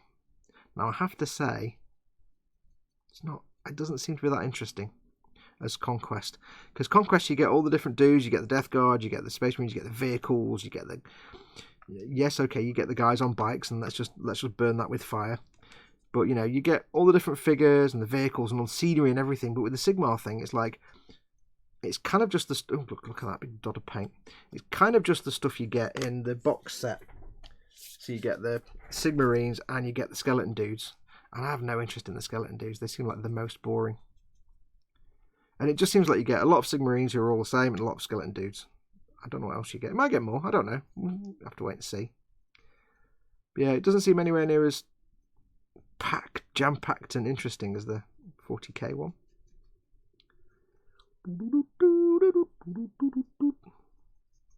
But I could be wrong. I could be wrong. I say I'm not a big Sigmar fan, so... Well, yeah, anyway. Keep that a bit patchy. It looks a bit patchy there with that. There was some paint on there. And some paint came off my glove, but I've just dry brushed it in, and it means there's a bright patch there. But you know what? Once chipping's on there and it's got that natural variation. Remember when I was saying about having the patchiness to simulate watercolour effects? That's exactly what we're looking for. So I don't want things to be nice and even. I want the weird brightness there. It just adds to the chaos of normal, real nature, real world stuff. Average Modeler says, yeah, someone sign me up. I don't know which up to. Nim says, finally all knitted up. My hands are now all cramped. What were you knitting? I can't remember. You were knitting a belly, weren't you, or something? You were knitting a belly. You weren't. I know you weren't. It was a dull scarf. Eon's car is back from doing the mincemeat. Meat. What's your new build? Asks Chris. Asks Bit of Chris. What's your new build? Go on, tell us. There's hardly anyone listening. No, we might reveal that on Monday, maybe, or whenever Chris wants to reveal it to the publics. Nim says, I wish Hachette would ship to the USA. Yeah, that's the thing. D'Agostini do ship to the US for their stuff, but Hachette don't have a... Okay, this is the weird thing. There's different parts of Hachette. There's Hachette Publishing, which is... They do books, just normal books. But there's also a part of Hachette that deals with part works. Now, although Hachette Publishing do have an office in the US, it's just the book publishing part of them that has an office in the US. They don't have an office for the part work stuff in the US, in North America at all. So there you can get, there's a publishing arm which just deals with books and things like that. There isn't one in the Northern US, but there is a South American office, which is weird. They have offices in Australia, South America, somewhere else. So they ship to, like, you know, Europe, Eurasia, I think Eurasia, Australasia and all that kind of stuff. The Antipodes. I know it's not pronounced Antipodes. And they have a South American office, weird, but they don't have one in North America, and I don't know why. It's just a lot of people do ask me, you know, can I get this in the US? And you have to go, sorry mate, no. The only option is for them to get somebody in the UK or Europe to subscribe and then send them to them, but that will be prohibitively expensive, and you're going to get stuck with a load of import duty. I mean, let's be honest here, I wouldn't like to send you a huge box full of like 480 magazines plus all the paints and sprues. It's going to cost a fortune. And the other thing, of course, you're asking them to send you magazines that have things like paints and tools in them. Like, I wouldn't like to post the magazine that comes with the nippers to the US, because that's going to get stopped by US customs. And the legality of shipping pots of paint, of posting pots of paint to the US, is it even going to get past customs? Because I know from experience, sending things to the US, it's really strict on what you can send. That's why, you know, my channel sponsors eModels, they'll post stuff to the US, but they won't send things like rattle cans or glue or anything like that to some countries, because some countries don't like to ship them. So yeah, it would be good. It would be good if they did that, but they haven't got an office there, so who knows? Because Warhammer's big in America. I mean, Warhammer's massive in America. They are missing out on it. I would say Warhammer's probably bigger in America than it is in, say, South America, I would have thought. So they're missing out on a trick there, really. Right, that's that done. I'm going to give that brush a quick rinsing. We've still got more to do. I'm not finished anywhere near finished yet. I'm just going to get all the dried paint off that brush for the moment.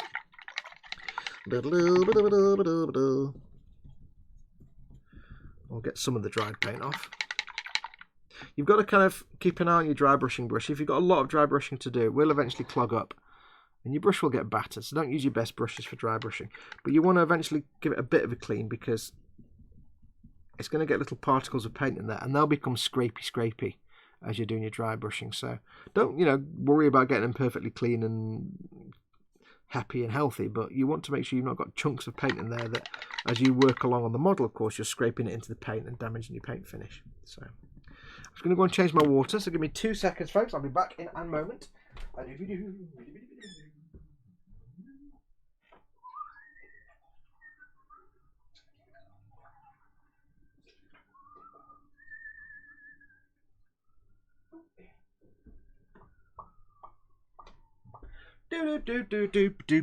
There we go. Fresh water. Swig of coffee. Time we're on 4 o'clock, yes. Dad says I'm off my travels, back in half an hour or so. See you in a bit, Dad. Spid is subscribed to the Iron Man. That's is a Hachette or D'Agostini, but not heard anything yet. Much sad. Anything like that where they start a new one, they tend to, and you know this anyway, Spid, but for anybody that doesn't, the way these things tend to work, whether it's D'Agostini or Hachette, they're both kind of the same, although D'Agostini's worse for it. They start it, they advertise it, you subscribe, you get the first few issues, and then it stops. And they say, thanks for your subscription, we've stopped it now. We might restart it again, because then they look at how what the demand was like. If the demand was enough, it then starts up again, and you then get issues 1 and 2 and 3 or whatever again.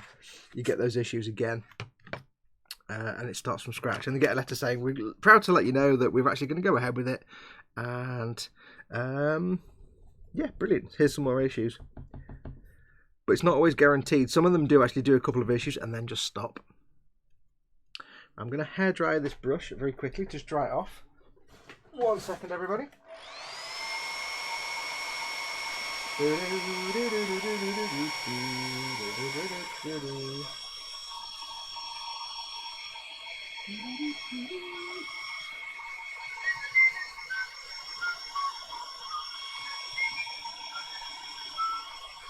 That'll do, donkey, that'll do.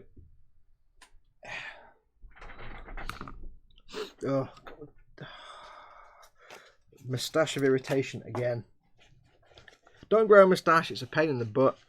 By butt, I mean nose. Right, so more yellow. I've been checking the local in case they had issue 1, but they haven't. Just useless stuff like daily newspapers and celebrity cacks, says Speedy Curate. Yeah, if you're doing any kind of part work, I really don't recommend counting on local stores, because the way it either works is in some situations, sometimes you'll be lucky and some retailers will carry every issue, if you, assuming that you don't subscribe in any way. What you need to do is either subscribe through your newsagent or wherever you get it from, and they will order them each month and have them for you. Or even better, just subscribe online directly with Hachette or D'Agostini, and they'll just send them to you. The reason you don't want to just turn up at the shop and hope each month that they've got the issues is because with a lot of places, what they'll do is they'll have the first few issues to tempt people. At my local newsagent the same. They'll get the first few issues of whatever it is you're wanting to subscribe to. And they'll do the first few and then they'll just stop. Because what they're trying to do is get people to subscribe through them. I don't know if they get a kickback on it, I have no idea. But basically, most places will have the first 2 or 3 issues and then stop because they can't afford. They've only got, especially little corner shops and stuff, they don't have a load of storage space, and there's millions of these part works out every week. You know, build the Bismarck, collect the football stickers, collect rocks, National Geographic's magazine about rocks. There's all kinds of part works out there. And most newsagents don't have the shelf space to have all of them. So they'll only have them for a few weeks. And if they get interest on one, they might keep it going. If not, they'll just, you know, sack it off. So if you're interested in a part work and you want to make sure you get the issues, just subscribe. Don't count on your local store. Either get them to subscribe for you, in which case, yes, you'll get it every month because they'll just hold it for you till you pick it up, or just go online. If you go online and subscribe, you often get a few savings as well. You get like subscription bonuses and things like that. There's no reason in this day and age not to just subscribe to something online. I need more tissue.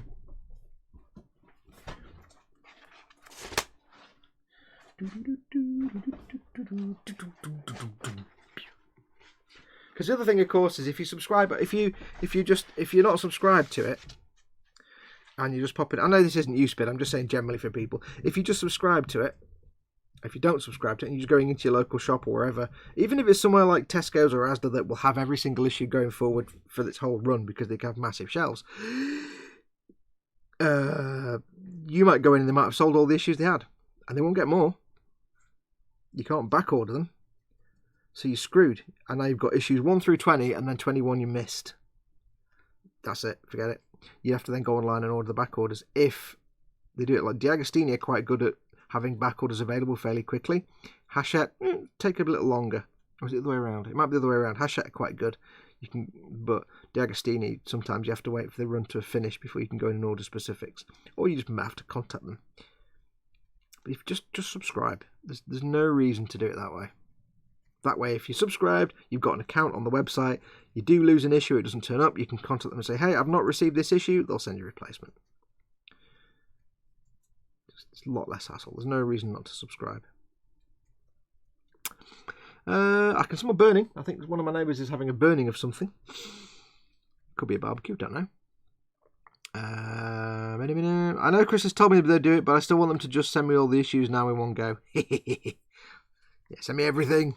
You can do that if it's one that's finished. Like, for example, you can go and buy all the issues for, say, the big Millennium Falcon, because they're finished now. It's finished a couple of years ago. So once a part work is finished, you can just order all the issues if you want to. You just pay them all the money.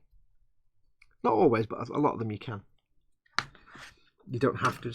If it was like something that's already finished and the run's completed, you don't have to sit there and like get it every week. You can just be like, yeah, I'll just get all of them.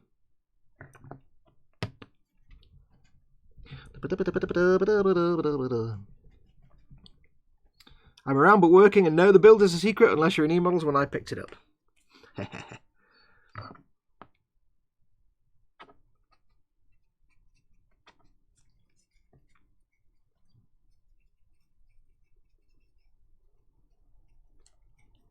I need a bigger brush for this. I'm going to rinse that brush off again.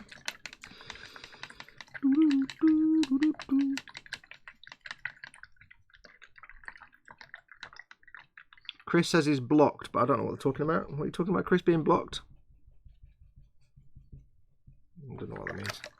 Don't know what you're talking about. Wow, glanced at the screen quickly, thought Fox was wiping his brush in the puffin. That just sounds, I don't know, euphemism. I'll dry that with the hairdryer again in a bit. For this, we want the bigger brush, just for the speeds. To improve the speeds. Speed says, exactly, and I should be considered important by association with the great gross one. You do know you're on my channel, don't you, Spid? I'm joking. Subscription to the Iron Man is blocked. Oh, okay. Maybe that just means then they've done the first few issues and now it's paused while they decide if they're going to carry on. I guess that's what it means. You may have already had this conversation, I've just not even noticed, so I apologise. Yeah, much bigger brush this time. Let's just speed the whole process up.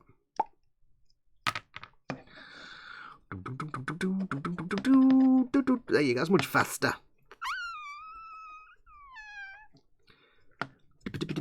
Now, you remember how we got little chips of paint on here from my glove when we were doing these the other day? And I said I'm not really that fussed. This is why. Because going over with this colour now, you can see they're kind of hiding. They're not getting rid of them completely, but they're making them less obvious. And they're blending them in a little bit. And once you've got other effects on there, like chipping and the outlining and everything else, and decals and other bits of weathering, you'll notice them even less. So whenever you're doing a weathered build, don't worry if you make little chips and dings and blebs with the paint here and there. Or more often than not, there's an easy way to hide those sins with your finished paint job. Now this does look patchy and gribbly, but that's fine. Like I said, I'm looking for that watercolour and ink look at the end, and this will just help it along. Getting the paint off on the tissue. Make sure it's on my gloves. So I can be kind of a bit cavalier with these. It's not a problem. Also, you wonder why there's tape on the end here. It's because that's there's no point painting that bit because it's a joint where it's going to go in on the ball joint part. So there's no point me actually painting that. You're not going to see it, and I need it to be not covered in paint so it's not a tight fit. Somebody asked about painting polycaps on one of my videos the other day in a comment. I can't remember who it was, and I suspect they're probably not watching this, but if you're wondering about polycaps, there's a nice bright patch there, but it looks really bright. But again, I can make that into chipping. I can do outlines. If I've got like a bright patch or a dark patch, I can put an outline around it in ink and hash it, and it just adds to it. So I'm not fussed. Yeah, that's about polycaps and how do you paint with polycaps. And I was saying, well, it depends what you're doing. If your model's still going to be posable for whatever reason, if you're doing a full paint job and you want your Gunpla to still be posable, then you really want to cover the polycaps up. You don't have to cover them up really, like, you know, anally retentively. You don't have to like carefully cut out masking tape the right size. But if you're doing airbrushing and stuff, just get a little square. If you've got a polycap that's hidden away, just get a little square of masking tape and just cover it over roughly, so that you're not getting the whole thing covered in paint completely. It doesn't really matter. Polycaps are fairly durable. They're not going to be affected by, you know, spraying acrylic paints and things over them and doing weathering. They're not going to be harmed. I mean, if you dunked them in a load of thinners and left them there for a day, they'd probably dissolve. But generally, they're not going to get harmed by anything you're going to do when you're painting the model. Generally. The only thing, of course, is if you get layers of paint on them and stuff, first of all, it's going to make them have a tighter fit because you're making them microscopically smaller. You're covering them up with a layer of paint. And secondly, if you are expecting to still be able to move things around on your Gunpla and pose it and stuff, then every time you move stuff, if there is paint on those polycaps and you move the joint, like the elbow or the shoulder or the whatever it is, the knee or something, the polycap's scribbly plastic. It's just the paint's just going to, and the primer's just going to crack and peel off because it was not going to grip to the rubbery polycaps very easily. So I basically said, you know, you can paint over them, it's fine, no problem, but I would say if you're going to do that, if you're doing a full paint job, you may as well do a fixed pose, or at the very least, get it built and painted and posed, and then never move it again. If you're doing a fixed pose, then it's fine, it doesn't matter, just don't worry about covering them up, just go ahead and paint over them. Obviously, for things like where the arm goes into the wrist, hand goes into the wrist, I put a little square of, say, tape in there just to cover up the polycap a little bit. It doesn't have to be perfect, just to keep it covered up when I'm painting. Just so that then I don't suddenly find it impossible to get the wrist in because the polycap's half the size now because it's got an inch of paint on it. But they're not going to get harmed. You're not going to harm the polycaps, not really. Now I can actually feel texture now coming in. I'm starting to get a texture on these now, so I know this is the last layer of dry brushing I can physically do. I'm starting to get that slight orange peel texture, a little bit like I did on the Primaris Funko Pop, but not quite as bad. But I am starting to get now a little tiny bit of texture. So this is really the last lot of dry brushing, because if you do dry brushing, the more you do, the more coats you add, the more and more each coat tends to pick up the texture of the previous coat and highlight it, and then it just gets worse and worse. So you're not going to get paint everywhere now. Hang on. So there's only so far you can go. Now once I've got this matte varnished and it's got weathering and stuff on it, and it's had a coat of matte varnish and stuff, it'll be fine. You won't see that texture once I've got everything else on there. But I know now I don't really want to go much further with this. So whatever colour this is now with these dry brushings, that's what colour it's going to be, because I don't have a choice. I can't take that any further really. So that is then one fuel tank done. And I might paint other stuff over it. I might do like a checker pattern or something else. We'll see how it goes. But I can definitely feel the texture now. It feels rough. So that's as much as I can do on there. Patchy, yes. But remember, Borderlands. Borderlands, that's the important thing. Borderlands. Go and look at a vehicle or a building in Borderlands. There you go. You'll see exactly what I'm aiming for. I don't mind patch.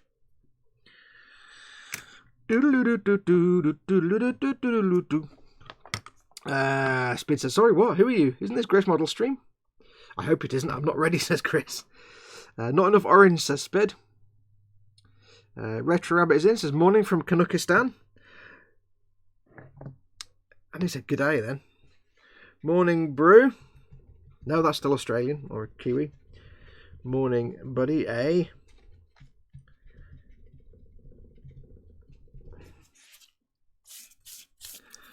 Canada Falls. Oops. Do. Paul, got to step out for a bit. See you later. See you later, Paul. Thanks for coming in. I'll still be going for a bit, so don't know how long, but for a bit.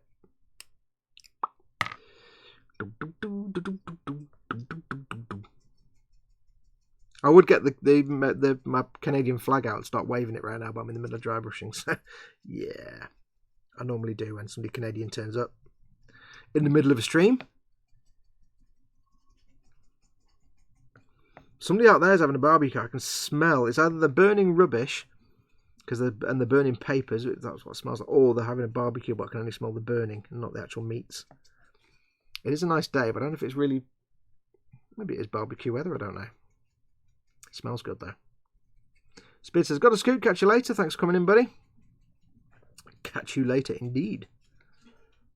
Got too much paint on that brush. That's why I'm getting. I've got paint halfway up the. When you're doing dry brushing, watch for paint halfway up the brush that you may have not noticed. It does tend to splodge out. Again, not too fussed on here. It's absolutely fine.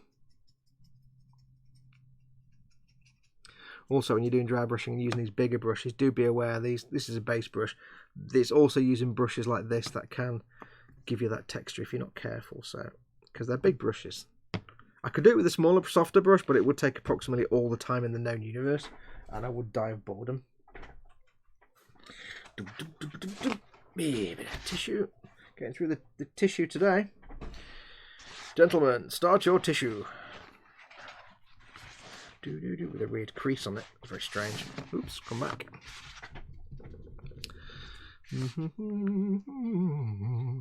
Oh, far too much paint. There you go. Whoa. Everything is fixable. Oh, where's that paint coming from? There's a big reservoir of paint in the middle of the brush somewhere that keeps jumping out at me. Don't know why. Don't know why. Well, we'll figure that out. We'll fix that later. Don't you worry yourself. If I wanted it to be neat and tidy, I would have airbrushed it. But that wouldn't be fun. And it wouldn't be the look I'm going for. So, Retro Rabbit, you missed the question earlier on. Bench and belly, what's on the bench? What is your plan for dinner, or what have you had for your dinner? Inquiring minds demand. Also, anybody else that's come in since we asked that last.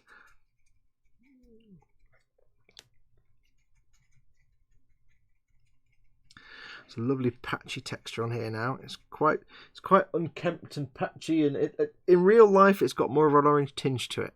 It doesn't quite look like you see it. It's not quite as lurid yellow as you see it on the telly there, but I think that patchy paint effect will look good on the yellow bits of my Y-wing when I get round to it. Aidan Jones is in. Evening, people, says Aidan. Welcome, Aidan. Yeah, if you've not seen my my other Borderlands style video, if you wanted to get an idea of the kind of thing I'm going to be doing with this, because it's going to be Borderlands style, when you're on my channel, go to playlists in the menu on the top of my channel page, homepage, and there is a video I put up. Paint on my finger. A video. Hang on. Get off. I'm transferring paint. I think it's time for new gloves. Hang on. Yeah, get some new gloves. There's a video on there. Video in the playlist section. There's a 2-part, 3-part video series where I painted the Achilles Ridge Runner, the Warhammer Achilles Ridge Runner. Got to dry my hands now, dead quickly. And hang on. I've got to do 13 things at once. I've got to rinse the brush off because it'll dry out.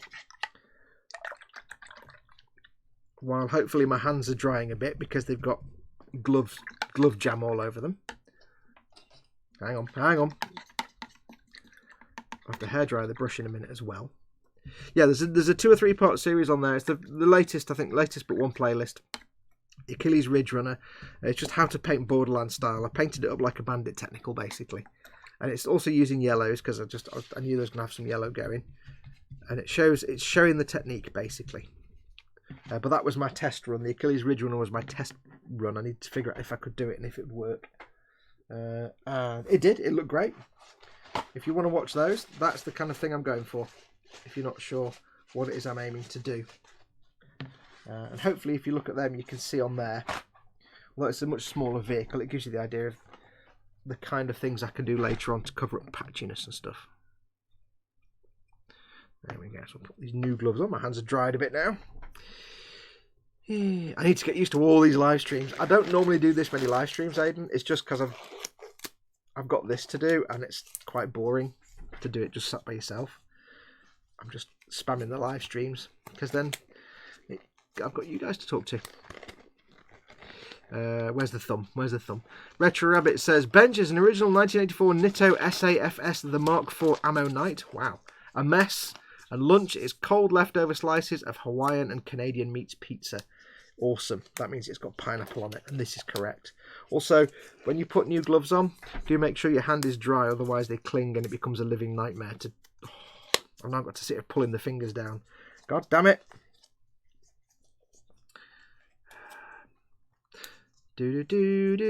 Oh, now I'm trying to pull it down my hand, but I've got hairs on the back of my hand that are catching on the glove. Yeah, just make sure your hands are dry.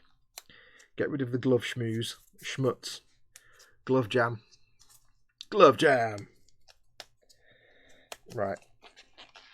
Also, these gloves smell funny. They smell like geraniums, and I don't like geraniums. That patchy paint effect will look good on the yellow bits of my wire wing, says Quanoman, when I get round to it. The advantage with that is, because it's much smaller parts, you can use a much smaller brush, and you probably won't end up with any kind of texture. When I did that Achilles Ridge Runner, my Bandit Technical, because it was smaller and I could use smaller brushes, I didn't get any texture in the paint until it was smooth as a baby's butt when I'd done all 3 layers of the dry brushing for the yellows. So it's just on this, there are some big bits, like on here, where I'm using the big brushes, that's where I'm getting the texture. I'm just going to hairdry this brush for a second.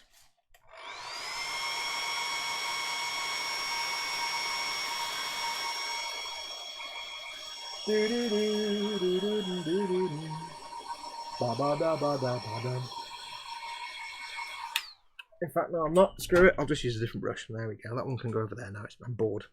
I'm bored hair drying it. It's not very exciting for you. Let's use. Where have we got? Let's actually use a big dry brush. That might be a bit gentler and smoother and round and earthy.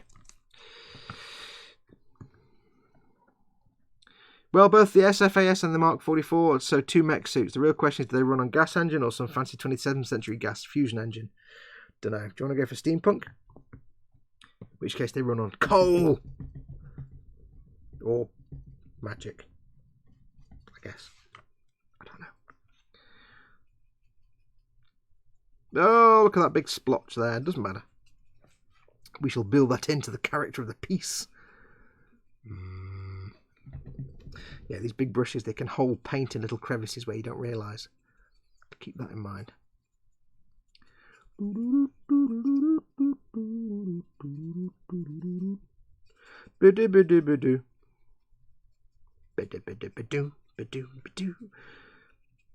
Yeah, it's a bit better with this dry brush, not the base brush. I forgot, I didn't realise I was using a base brush, which is a little rougher, and that probably also gives you some kind of texture as well. But it's cool. It's cool. It's all gravy. It's all gravy. It's pineapple, pizza, and it says retro, and then the smiley face, crying, laughing. Pineapple on pizza is accurate and correct. It is to be lauded and promoted. Thy Creator, hi, just got home. Welcome, Thy Creator. Welcome, welcome. Just dry brushing, I'm afraid. You've not missed much apart from dry brushing, because that's what we're doing. What we're going to be doing for many, many days to come. Many, many Mahoney. It's almost like a stippling effect, this, with the big brush, which is fine. We can work with that.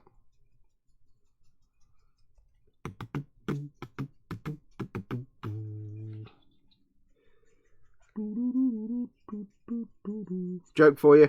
I've got a joke. Got a joke. Here we go. You're all ready for a joke. I don't know many jokes. I'm rubbish at delivering them, but I'll give you a joke. Drunken chap is at a party, and he walks up to the host. The host's like facing away, sorting something out on the drinks cabinet, and he says, he says, "Excuse me," and the host turns around and he sees the drunken chap there, and he's doing that swaying backwards and forwards. He's got a very serious look on his face, and the host is like, "Oh God, this is that moment when there's a drunk person trying to talk to you and they're being really serious. So it's obviously something really important, and it's going to be something that I'm going to hate." So he says, "Yeah, how can I help you?" And he says, "It's very important." The drunk guy says, "It's very, very important that you answer this question." So the host is like, "Okay, yeah, sure, fire away. What's the problem?" And he says, Do lemons whistle?" And the host is like, what? He says, "Do lemons whistle? It's very important that you answer the question. I need to know. It's very important." So the host is like, "No, lemons don't whistle. No, lemons definitely don't whistle." And the guest goes, "Oh crap, that means I've just squeezed your canary into my gin and tonic."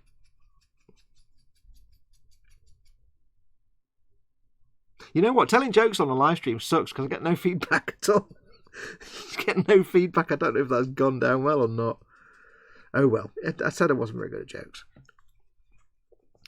Retro Rabbit Studio says, "My Hawaiian Pizza Lunch Part 1. Please like and subscribe."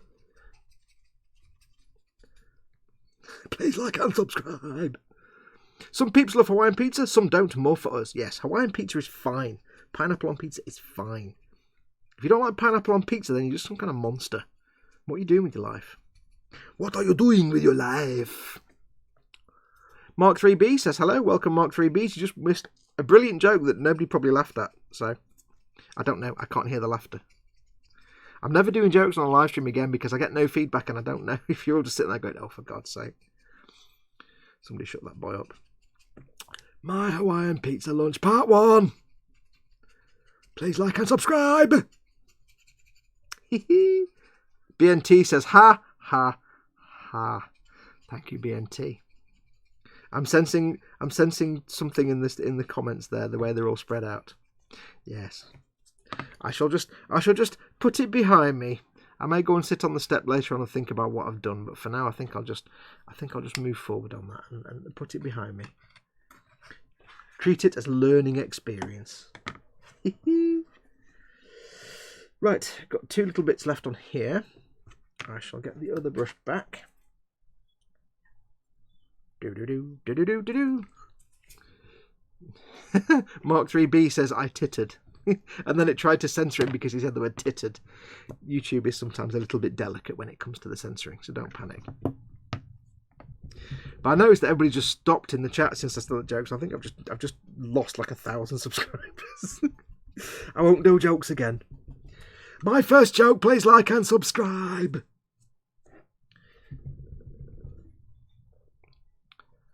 Welcome to my video where I make my plane using the building things tools and the model kit. Thank you very much. If you're wondering what the hell that's about, I can't go into it again. I've done it twice on the run now on 2 different shows. It's an ongoing joke to do with people that don't use YouTube properly. Maybe someone in chat can explain it. I can't go through it all again though. So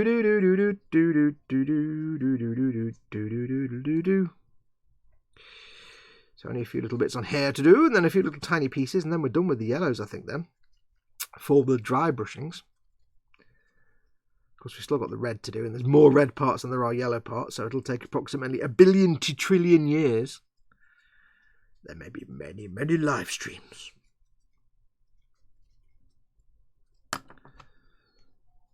Welcome to the Model Making Guru YouTube channel, where there are 7,000 videos, 3,000 of which are just the same damn kit.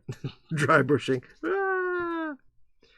Nah, it doesn't really matter what I'm doing on this. The whole point of Gunpla Times, these streams, going forward, because I kind of set them up to do this, the whole point of these streams going forward is not really that what I'm doing is something you want to sit and watch. It's not interesting content that I'm doing physically here that you're looking at with your eyes.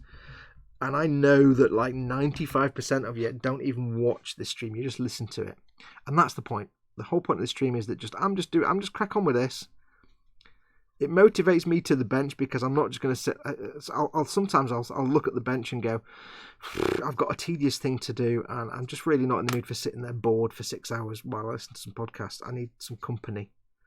So this motivates me to the bench to get through the times, because everybody has that moment in a build where even if you love the build to bits and it's the most important thing, you want to build it and you've been waiting to build it for ages, there's always a bit in any build where you're like, oh God, I can't face this anymore.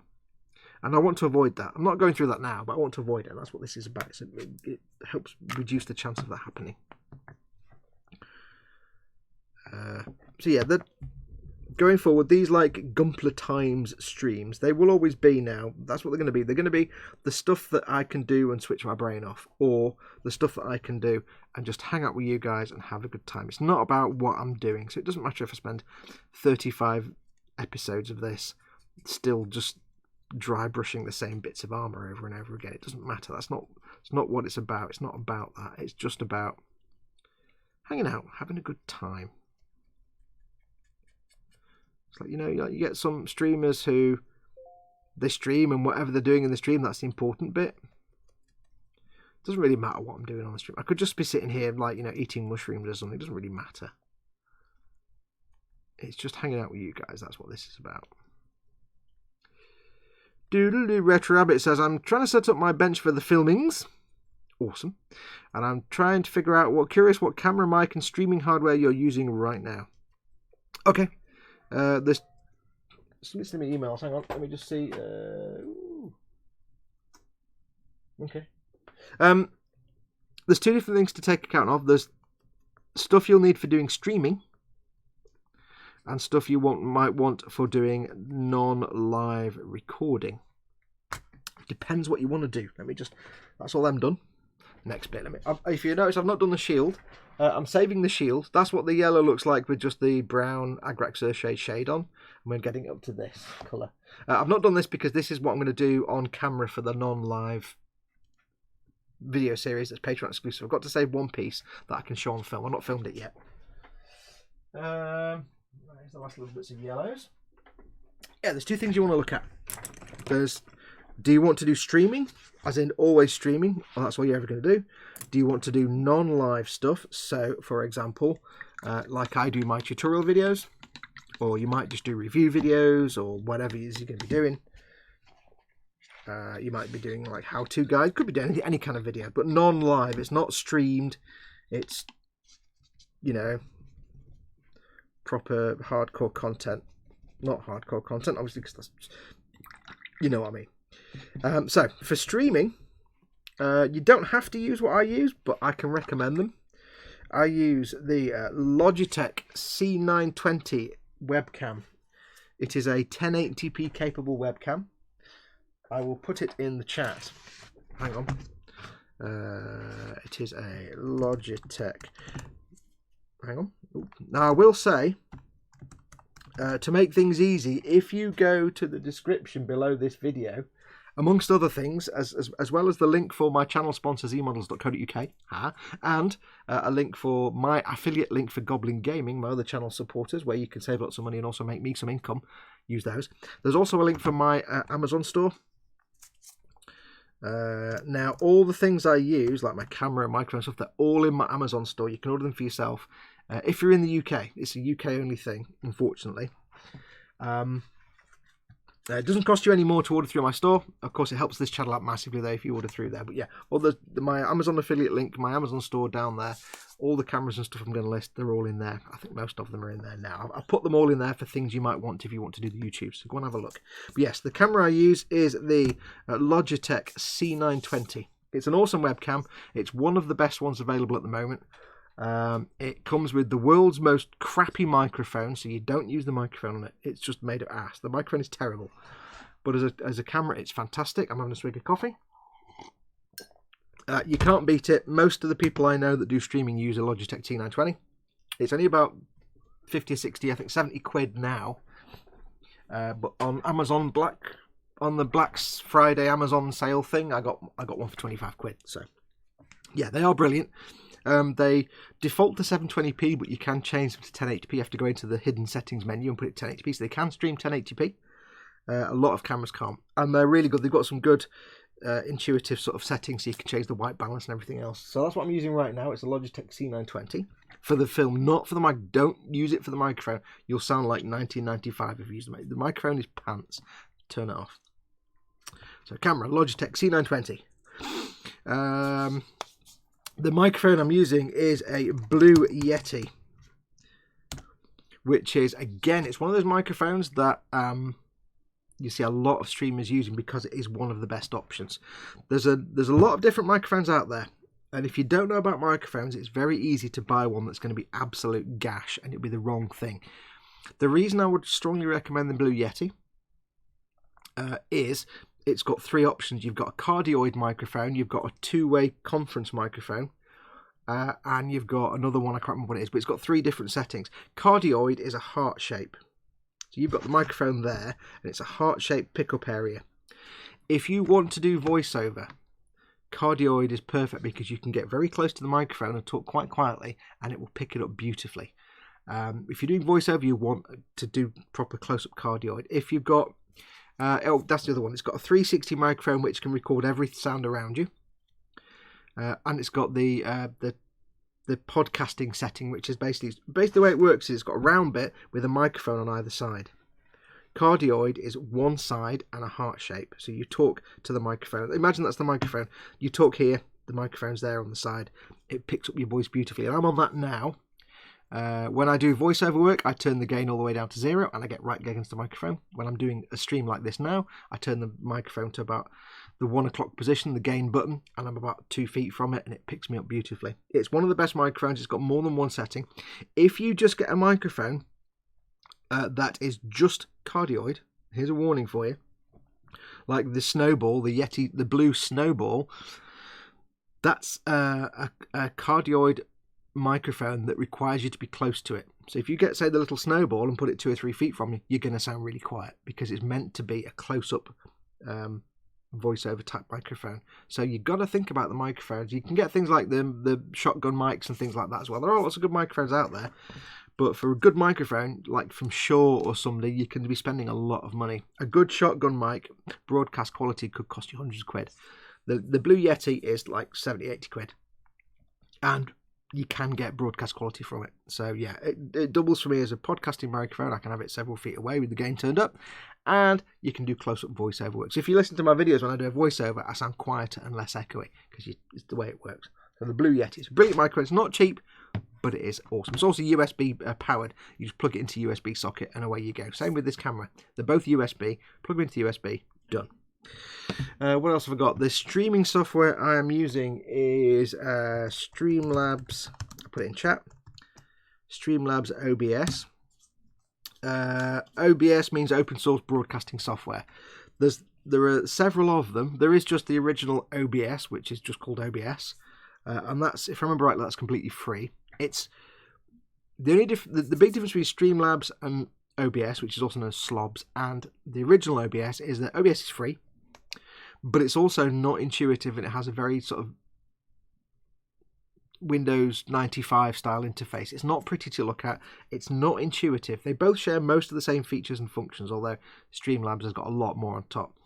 But OBS, the original OBS is very basic. It's very streamlined. It's just a basic what you need to get streaming. Streamlabs is basically that, but on top of that, it's got things like themes and overlays and widgets and lots of other things that kind of make the whole thing a more simplified experience. They take a lot of the thinking away.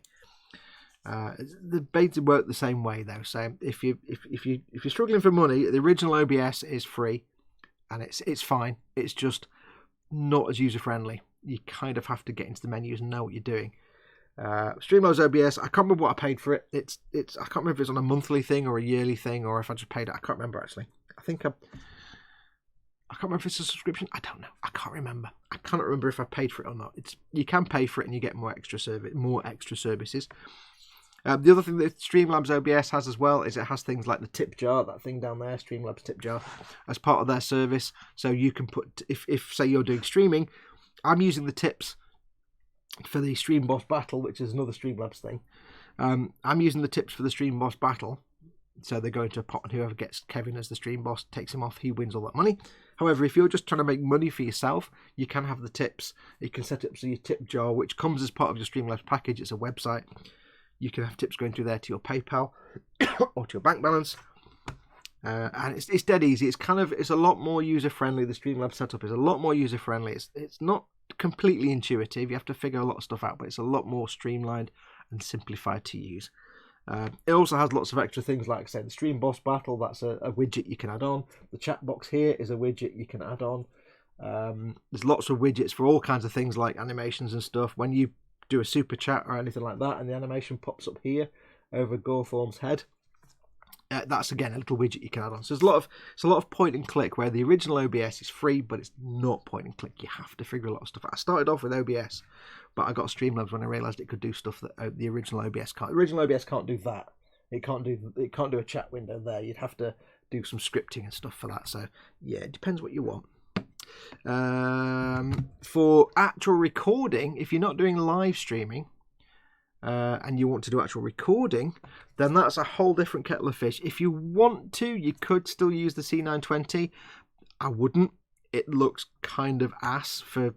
It looks fine for streaming. It looks kind of ass for recording. When you're doing recording, the thing you want to keep in mind is you want to be able to produce video that is at the very, very barest minimum 720p. Although that's like, you really want to make sure your minimum quality recording is 1080p, very least. If you're doing this kind of video tutorial model making, don't worry about 4K. Nobody cares about 4K. If I'm painting a model or whatever, you can see the detail fine in 1080p. It's perfect. Don't worry about it. 4K video is for video games or anything that requires massively high definition. For teaching someone how to paint something, 1080p is fine. There's a lot of people that can't watch videos in 4K because they don't have the computer powerful enough to do it. Yeah, it's quite common. So I would say you want to get a camera that can film at the very least 720, but better will be 1080p. If it does 4K, that's fine. Better if it doesn't.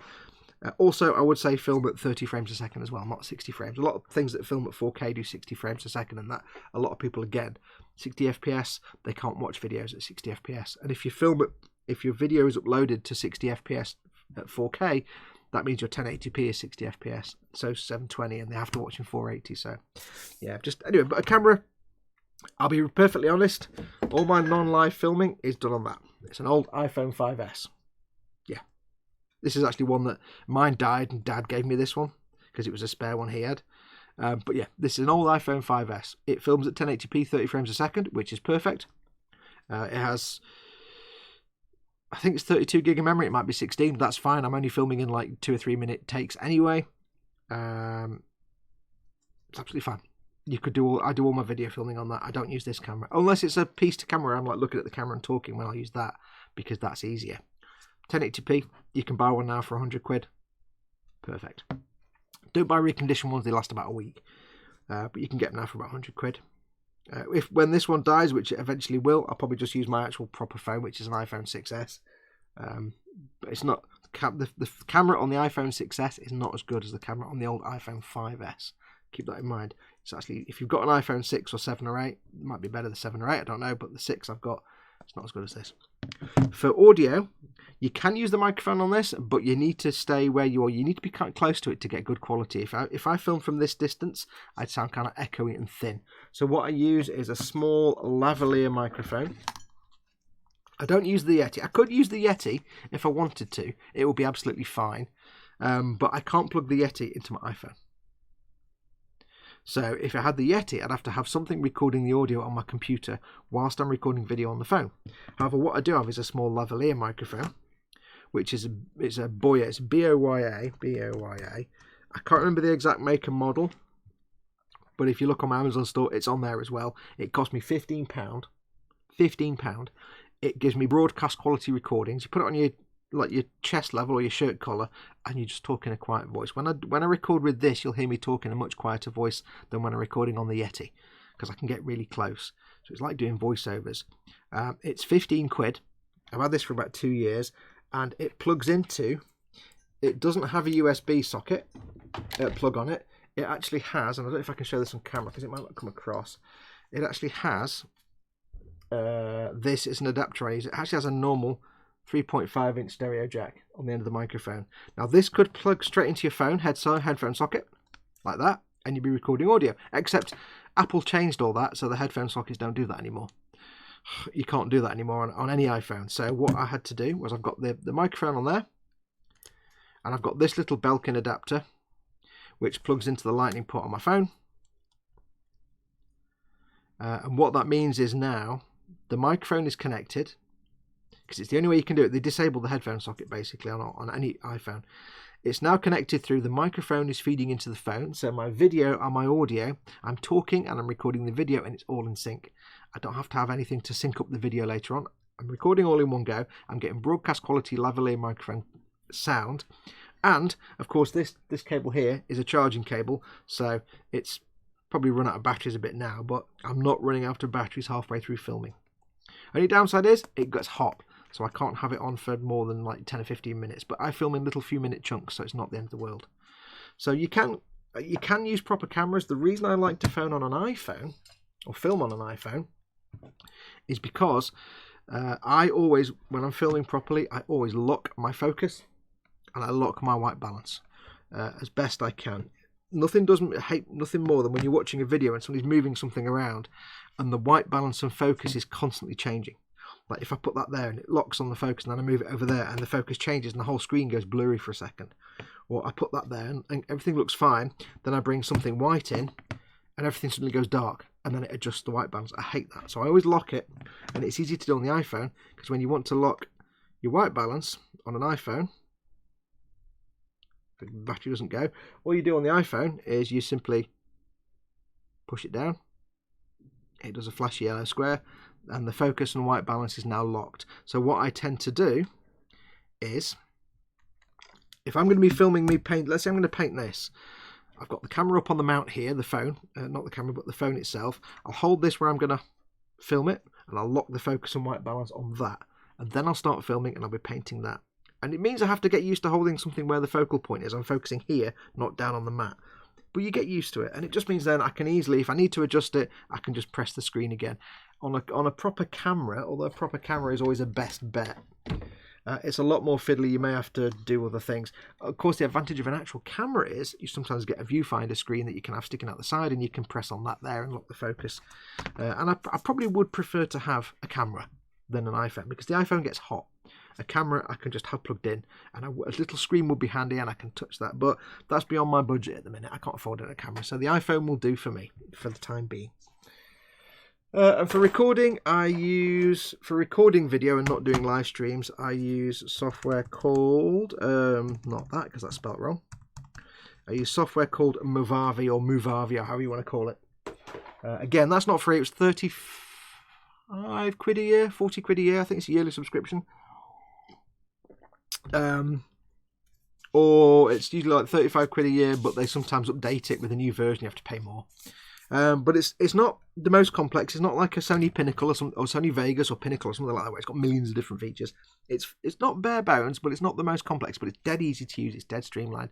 If you're on a budget, you can just use, if you can find it, because God knows where it is now, you can get Windows Movie Maker, which is the free Microsoft video editing stuff, and it's about as bare bones as the Apple video crap. It's really bare bones. It's got a few transitions. It's not friendly to use. It's clunky, isn't it? It's a few years old now. It's clunky and mechanical, and it cannot render videos that are 4 gig or more. If you do a video that's like 3.9 gig, it'll be fine. If you do a video that's 4 gig, when it's finished and rendered, it'll corrupt and you won't be able to watch it. It's just a weird, the way it's the FAT32 storage system. So you're limited with that, but it's free. So if you just started out and you're not sure, before you go and spend 35, 40 quid on Movavi, or about the same on Pinnacle or Sony, whatever, just get, say, Windows Movie Maker and just get used to editing, because you might find that you really hate editing. Editing is hard work, it takes a long time, and it's a ball ache. So try it out on something free first, or you could just dive in straight away. The thing is, though, it's like you will have a harder time with Windows Movie Maker because it's so bare bones. It's kind of slow and clanky and horrible. Rendering is dead slow. Something like Movavi or Pinnacle, it's a lot faster, but you've got a lot more stuff to learn. The advantage with Movavi, again, it's like Streamlabs. Windows Movie Maker is like the original OBS. It's kind of Hit Film seems a good editing suite, and it's free, says BNT. Yes, just be aware of anything that puts a thing up on the screen saying this video produced with such and such. That's really annoying, and it looks terrible on your videos. Take it off. If anybody out there's got something that puts that on their screen, pay for the software. I've seen a few things here and there where you've got like somebody in a video, and in the corner of the screen or on the middle of the screen or somewhere it says video produced by, and it's got the program. It looks terrible. Just pay for it. Just pay for it. It looks really amateur. If you're going to go to all the effort of filming, pay for the software. But I say Windows Movie Maker is free. It's fine. It works. It works. Most of us I started out on Windows Movie Maker. It is free. It's a good way in. It's just clunky and mechanical. It's like OBS compared to Streamlabs OBS, which would be something like Pinnacle or Movavi or something like that. The thing with Movavi that I use is it's really intuitive. It's really straightforward. They've got lots of add-on things. You can buy little effects packs, and they've got lots of free effects packs and stuff, and more interesting transitions and things like that. You can do a lot. You can have a lot of fun with it. But do go check them out. Check them out. Because Windows Movie Maker, anything free is a good thing to start. Anything free at all. BNT mentions the Hit Film.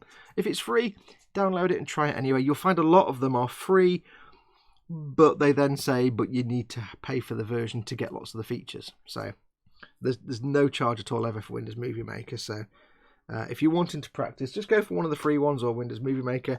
It's a good way to start. There's a blue thing on my screen for some reason. It's a good way to start, but bear in mind that whatever free software you're using, it'll be clunky as hell and not as streamlined and simple to use as something else. But again, it's a lot of money to spend. When you put a camera and everything else, you spend a lot of money. So have a play. I wouldn't recommend using things like, I know people that edit videos on their iPad with iMovie or whatever. I wouldn't recommend them. They're terrible. They're not fun to use.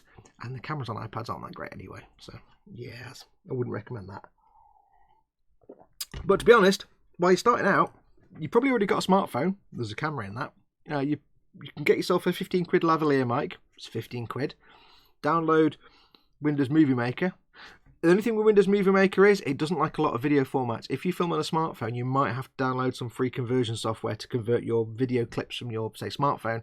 Like on Apple, it's a MOV file. It might be a QuickTime movie file, whatever it is. You might need to convert that to MP4 so that it can then be imported into Windows Movie Maker. So keep that in mind. But there's lots of free video conversion softwares out there. But yeah, you've already got a smartphone.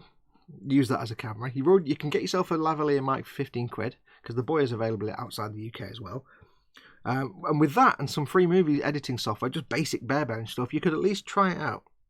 Just to start with. Don't worry about getting stuff on YouTube, and just try filming some bits and bobs and editing it together. Get used to, if you don't know, get used to transitions, to effects, to overlays, to fades, to wipes, to all the different things that you're going to learn to use, how to edit, how to do crossfades, and how to edit audio stuff. And just get used to it. Have fun with it. Have play with it. Film some nonsense. And then hopefully by the time it gets to the point that you decided, I can do this, I can do editing, it's kind of fun, I enjoy it, I understand about fades and wipes and things like that, you've kind of had some experience, and then you can get yourself making some proper videos about something you actually want to do, get your YouTube channel set up and put some videos up.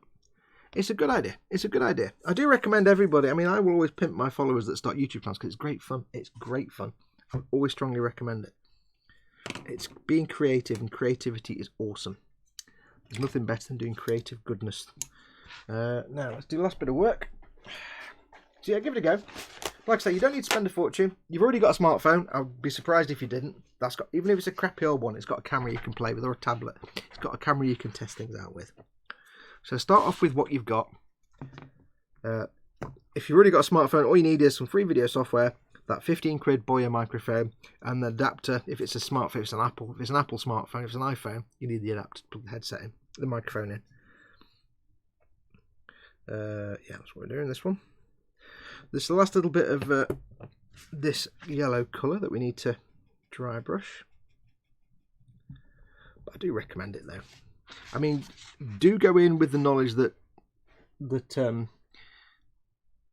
video creation editing is a lot more complicated than you think. I don't mean like you've got to be clever. I don't mean that kind of complicated.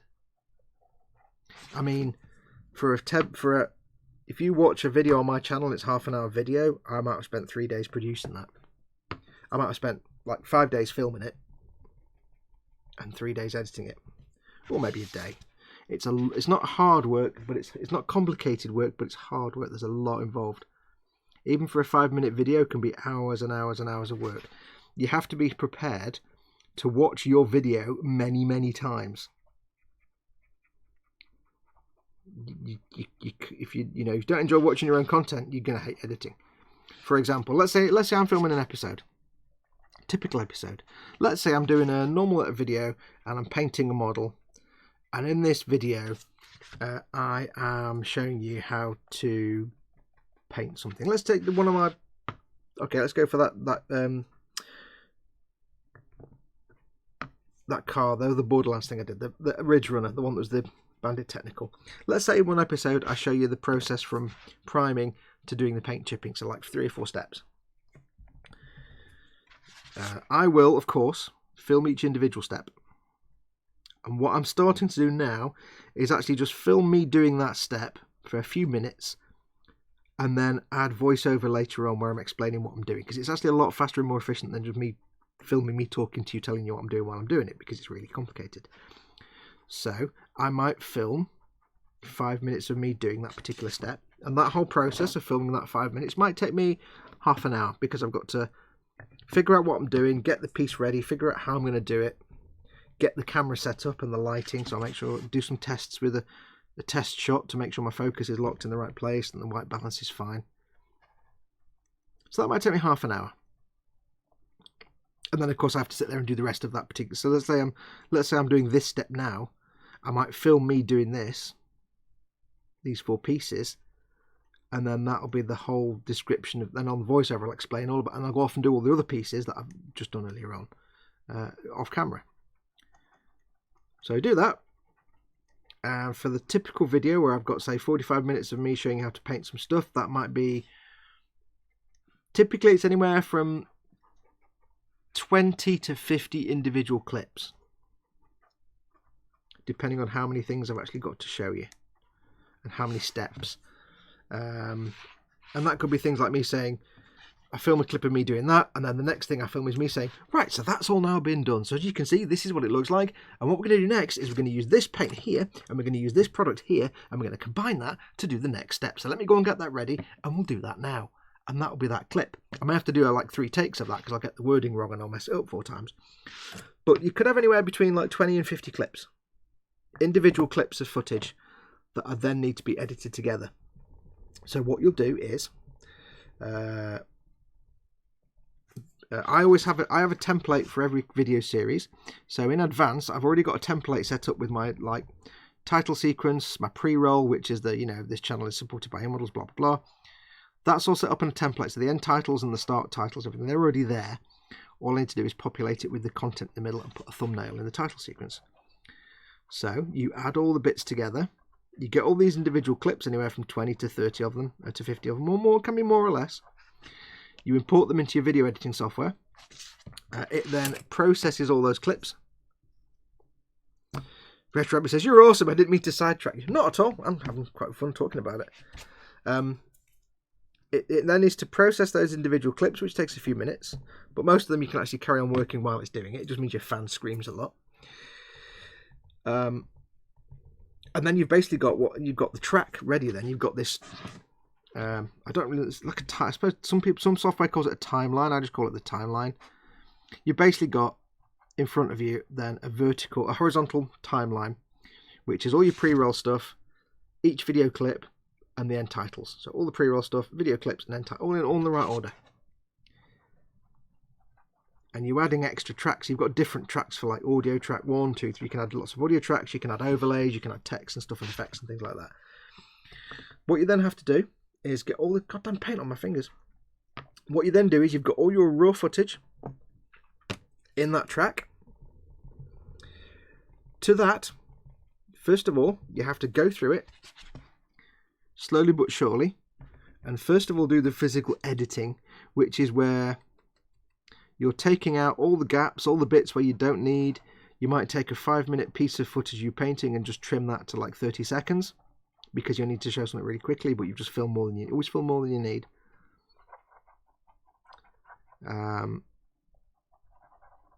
for example, that bit where I've just explained, I say, hey, right, that's where I'm there, and I'm saying, that's now done. Let's go on to the next step, which will need this, this, and this. What I'll do is, I'll put the piece ready, I'll get everything set up, I'll sit there, I'll let like 5 seconds I'll let the camera roll for 5 seconds, and then I'll go, right, and there we have, everything is now done. So as you can see, this has come out quite nicely. Next step is we've got to get this paint here, and this thing here, and we've got to apply it to all of this. So I'll go and get that ready, and we'll do the next step, back in a moment.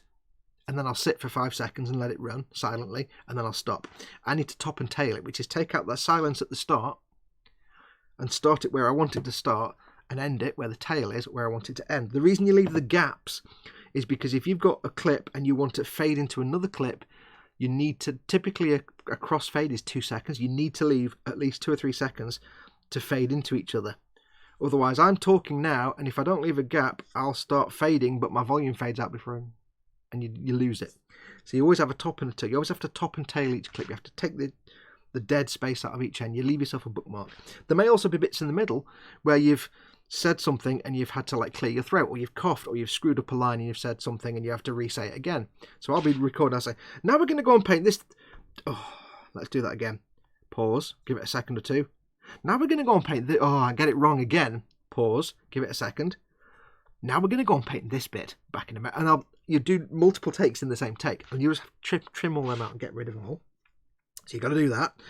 You've got to make sure all your levels across all the individual clips, all your volume levels are the same, so your volume isn't going up and down everywhere. You have to process the audio on those clips and edit that. And what I mean by that is, first of all, you have to make sure everything's the same kind of average level volume. So you're going through and you just, as you're editing it, doing the topping and tailing and stuff, you're listening to it and saying, hey, this is a bit quiet, this one. Let's boost the volume on this one a bit so it matches the other one. You are listening. You have to put noise filters on every track, because even with the best microphone, you can have some like hiss and noise. I've got various like noise gates and filters that I set through my rendering software, my editing software. I just like put a 5% noise filter on it just to get rid of any background, because the thing is, my microphones are good and they pick up the sound of my computer fan, which is just over there. So yeah, you don't want to hear my fan going.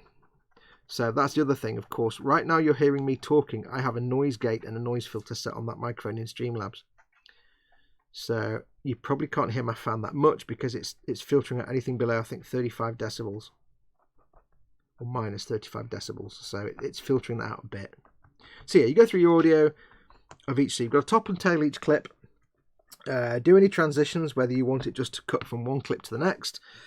Or you might want it to fade, or you might want a wipe effect, or any kind of special effect to go from one clip to the next.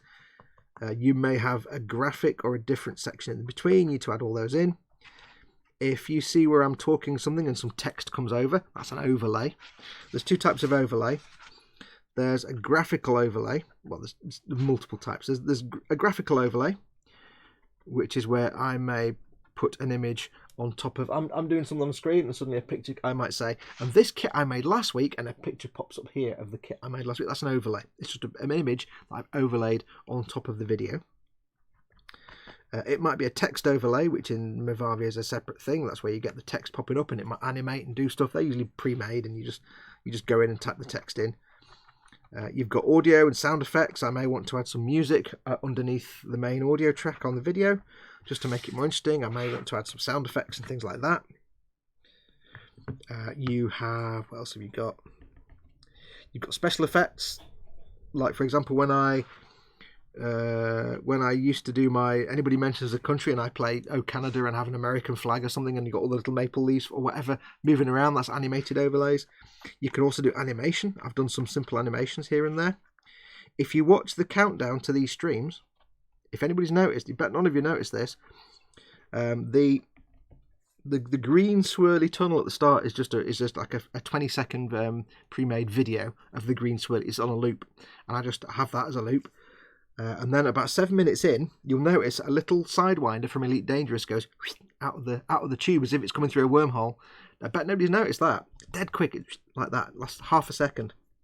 That was an animated sequence, a static image of the sidewinder put into an animated sequence, so it goes like that, with the sound effect added underneath to go, and also a little animated sequence of the kind of boost smoke effect, which is a separate file. That's an animated file that I just moved around.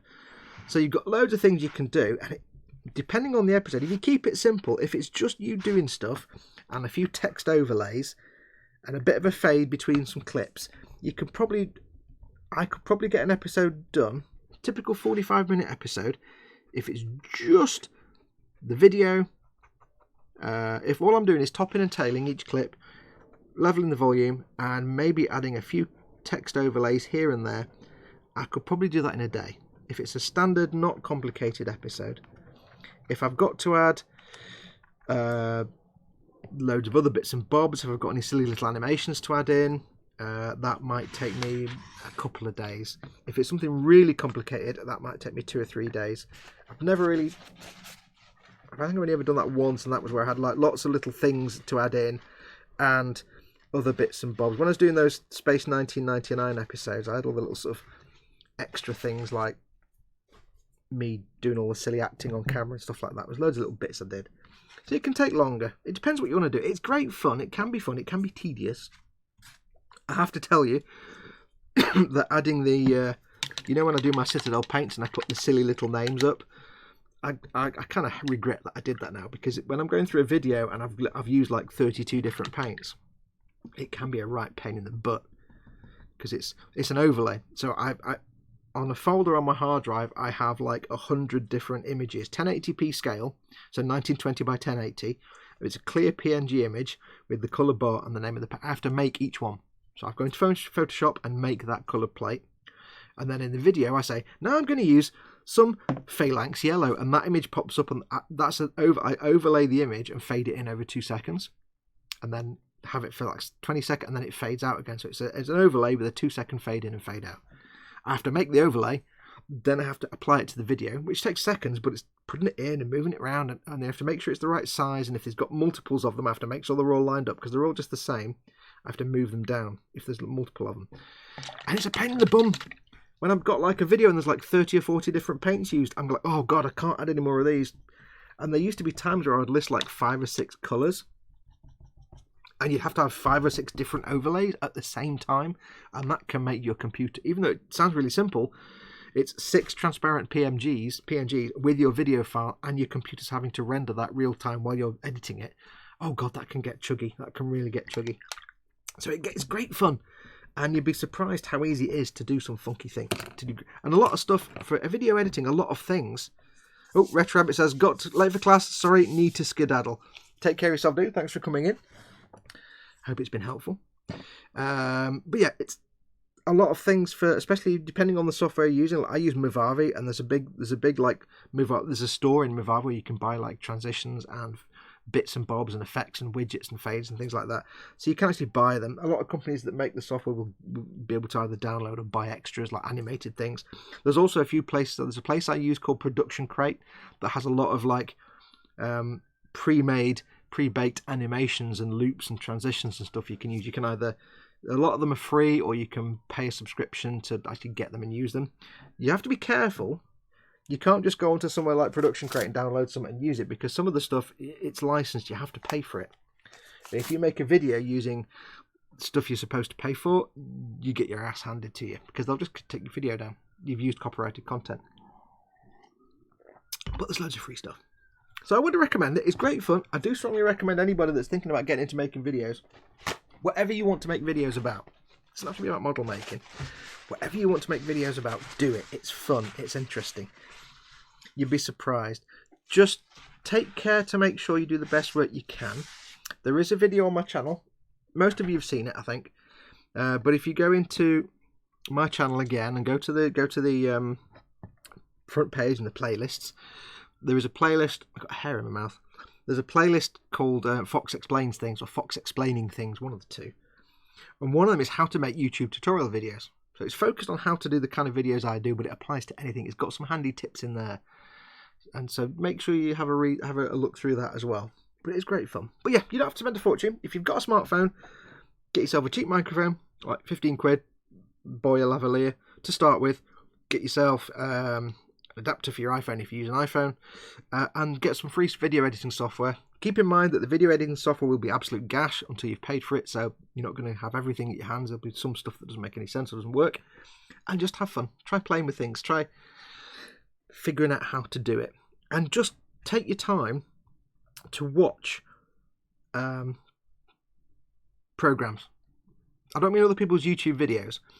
If you want to make your videos look good, and I'm not saying I'm good at all, I'm not saying I'm professional or anything like that, but if you want to produce not amateur looking content, if you want people to watch your stuff because it's interesting and informative and it's also good quality, watch television programs, see how they're edited, sit there and watch, like, especially if you don't want to do tutorial videos, go and watch some like documentary programs, some science documentaries or history documentaries, and forget what the program's about, but look at how are they setting up shots, how are they transitioning from one shot to the next, how are they doing voiceovers, how is the music being used under voiceovers, if they're demonstrating how to do something, what kind of angles are they using, are they filming it from above, from below, how are they cutting from this to the other, how are they doing that, are they using lots of crossfades, are they just cutting from one shot to the next, what just try and absorb it and then try and copy it.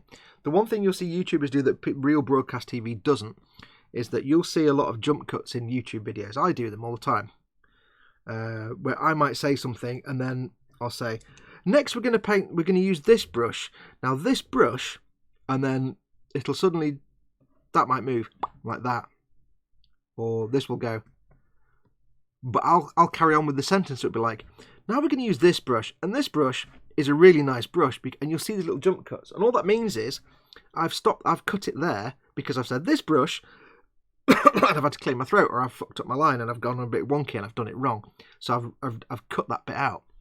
You don't tend to get that on broadcast TV programs really, because they're kind of a bit more professional than that, but for YouTubers it's fine. See, that's the one thing you won't see. But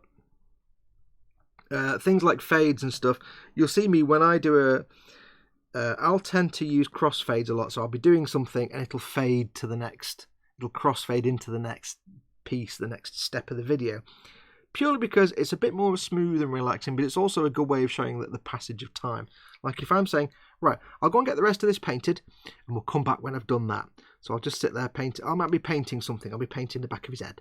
So I'll go and get this finished and we'll come back and do that next step in a minute.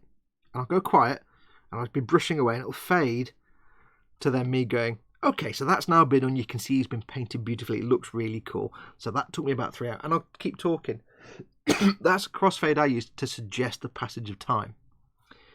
If I just went, I'll get this done and we'll get the rest of it done and we'll see how it comes out. Cut! Right, and now he's been done. And it's like, it doesn't work sometimes with a jump cut like that.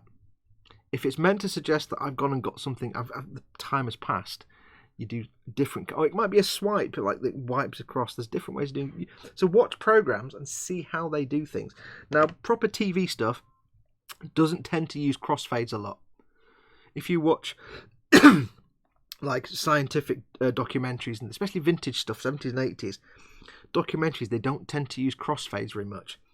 They tend to use just cuts from one shot to the next, but it works in a different way because you might have Johnny Presenter walking towards the camera saying, now in the 17th century, when this happened, blah, blah, blah. And then it cuts to him sitting down on something. Now, of course, this was a major event in this historical time when this happened and blah, blah, blah. And then it cuts to a different shot of his face. So they use a lot of just static cuts like that, and it works. But when you're doing something like me, where I want to suggest a passage of time, that's when you do different things like fades or wipes and things like that. So just watch, go and study the vocabulary of video. You don't have to know it. You don't have to. I mean, I don't know most of it. I kind of make most of it up, and I just go off what I see television programs do. I'm no expert. I didn't do any kind of course in video production, and I'm by no means good at it.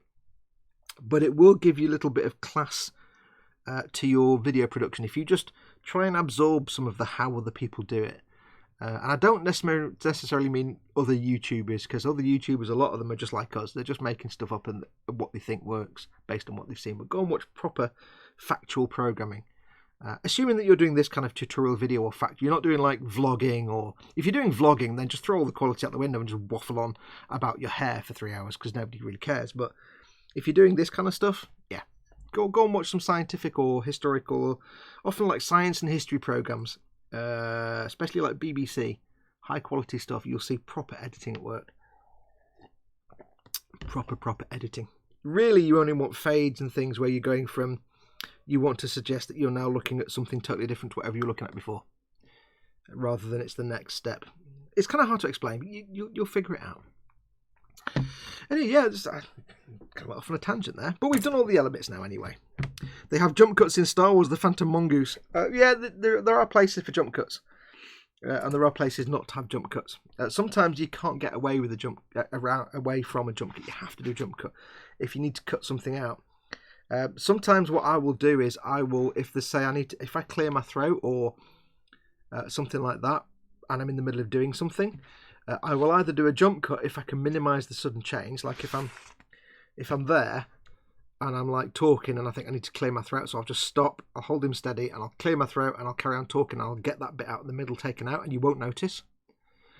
But if there's something moving in the background, or if I'm talking and then I clear my throat and I'm like, and then whatever, sometimes you can't get away with it. So what I might do sometimes is, if I'm say painting or whatever I'm doing, I might be able to not do a jump cut but just cut out the audio or fade it out and in again, and you won't notice. So I can, if it's just like a little tiny like talking, cough,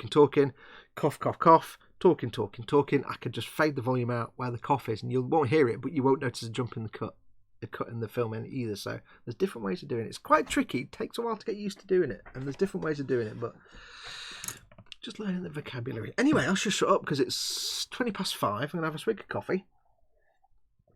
That's all the dry brushing for the phalanx yellow done now. So we've done all those parts, and hopefully you can see, comparing two parts now. Like I said, that was the original Avalanche Sunset, and this is where we are now with the Avalanche Sunset, the Uriel Yellow that I hate pronouncing, and the Phalanx. You can see now there's a big difference in those two different colours. That's the colour we're going for. Now there is a lighter colour to go on top of that, but that's going to be in the chipping layer, and what I'm going to call, I haven't given it a name yet, I would say kind of gunk chipping, kind of slurry. I don't know, I've not come up with it. I'll explain it when we do it, but you'll see what I mean. But that's where I want to be. Now I've still got to do all the reds. There's a ton of red armour I've got to do, so once all these have been done, I've got to take them all off the sticks, put them back in the box, and get all the red bits out. So expect a lot more. There's a lot more red armour to do. I've got tons more dry brushing. Once all that's been done, all the red and the yellow, I can crack on then with the chipping, and that's again going to take forever. So yeah, lots and lots to do. We're going to be having this going for some time, but stay tuned. Now I will, of course, when probably later on today, if I don't do on the stream, I'll go off and film this, what we've been doing here on this for the video series. Like I said, the video series will be Patreon exclusive, or it is Patreon exclusive. So if you want to actually watch how I'm painting my Sazabi from start to finish thing, you need to make sure you're a patron. It's patreon.com/modelmakingguru. All support is welcome. My patrons are my source of income. Amongst, obviously, I've got monetization on these videos and some other bits and bobs, but my patrons are my main source of income. So if you'd like to help this channel, keep it going, keep it supported, keep the lights on, keep me doing what I'm doing, then please do think about, consider becoming a patron.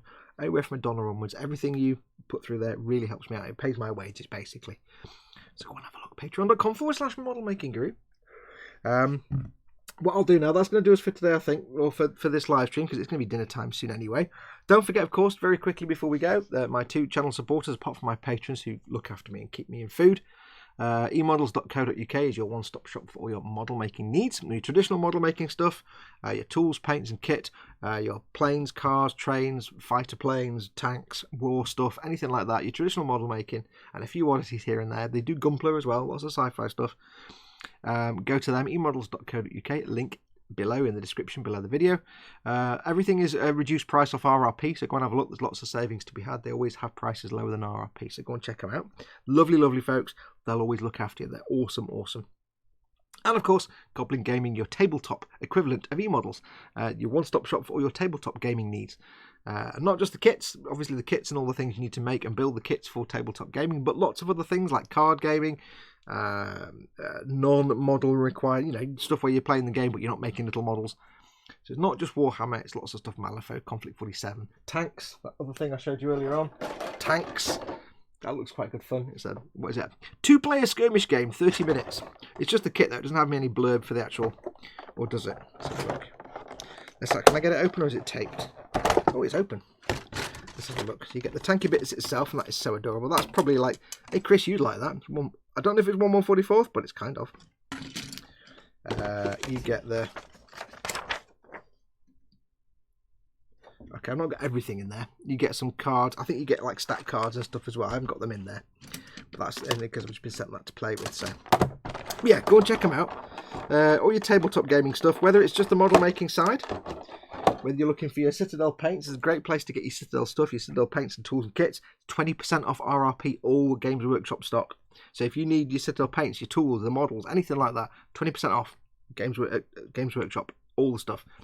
So check it out if you need to get stuff. Use the link in the description below. If you use that link, not only do you get all those savings, you also make me a little bit of income because it's an affiliate link, so I get a little bit of commission on those orders. Doesn't cost you any more, but you're really helping out this channel, so do go and check them out. But I think that's going to do us. I have to say thank you again to Dad for my replacement pot of the brush cleaner. That'll do me nicely till mine turns up, and even then, it'll just last for ages anyway.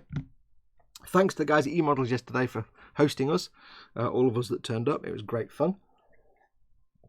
And thanks to everyone that turned up. But I think that's going to do us. I need to go off and sort out my dinner now. I'm not sure what I'm going to have. Everything was dark on screen. I don't quite know why. Not quite bright on here today. It's a bit dark. I'm not quite sure. But yes, I shall go and sort out my dinner. Don't know what I'm having yet. I might do one of these later on tonight. I don't know. We'll see. See how it goes. I've got to start on the red stuff, but we'll see. So I might be back up later tonight. Make sure if you are subscribed to this channel that you've hit the notification bell. That way it guarantees that if I do suddenly start a live stream without any warning and without posting it up anywhere, you get to get a notification. Oh, Fox is streaming. Quick, drop everything and go and watch it. Do it now. Do it now. If kids can feed themselves, even though they're like 2, doesn't matter. Just they'll sort it out. They'll eat each other if they have to. Just go and watch Fox. So, you know, it's not quite like that. But that's going to do me anyway, I think. So I shall say thank you very much for watching. Thank you very much for putting up. I know the chat's kind of died in the last 45 minutes since I started talking about video editing. I think you all fell asleep or went to somewhere else. How many people are watching right now? 18. I think I may have scared some of you off. But yes, take care of yourselves. I may see you later on. If not, I'll be back tomorrow. I will do the next X-Wing video because that's back on. So I'll sort that video out tomorrow. Sunday, of course, I'm back from my Warhammer live stream. Monday, I'm back with the eModels live stream. And then throughout the rest of next week, we'll get more of these Gunpla live streams going. So take care of yourselves. Go make something awesome. I will see you soon. Go make something awesome. Go be awesome. You there. You there. Be awesome. Big finger. Big finger. And until next time, see if I can do this without messing up the buttons as well. Right. Until next time, adios amoebas. Hang on, I've got to do something here. And then do them button. There we go.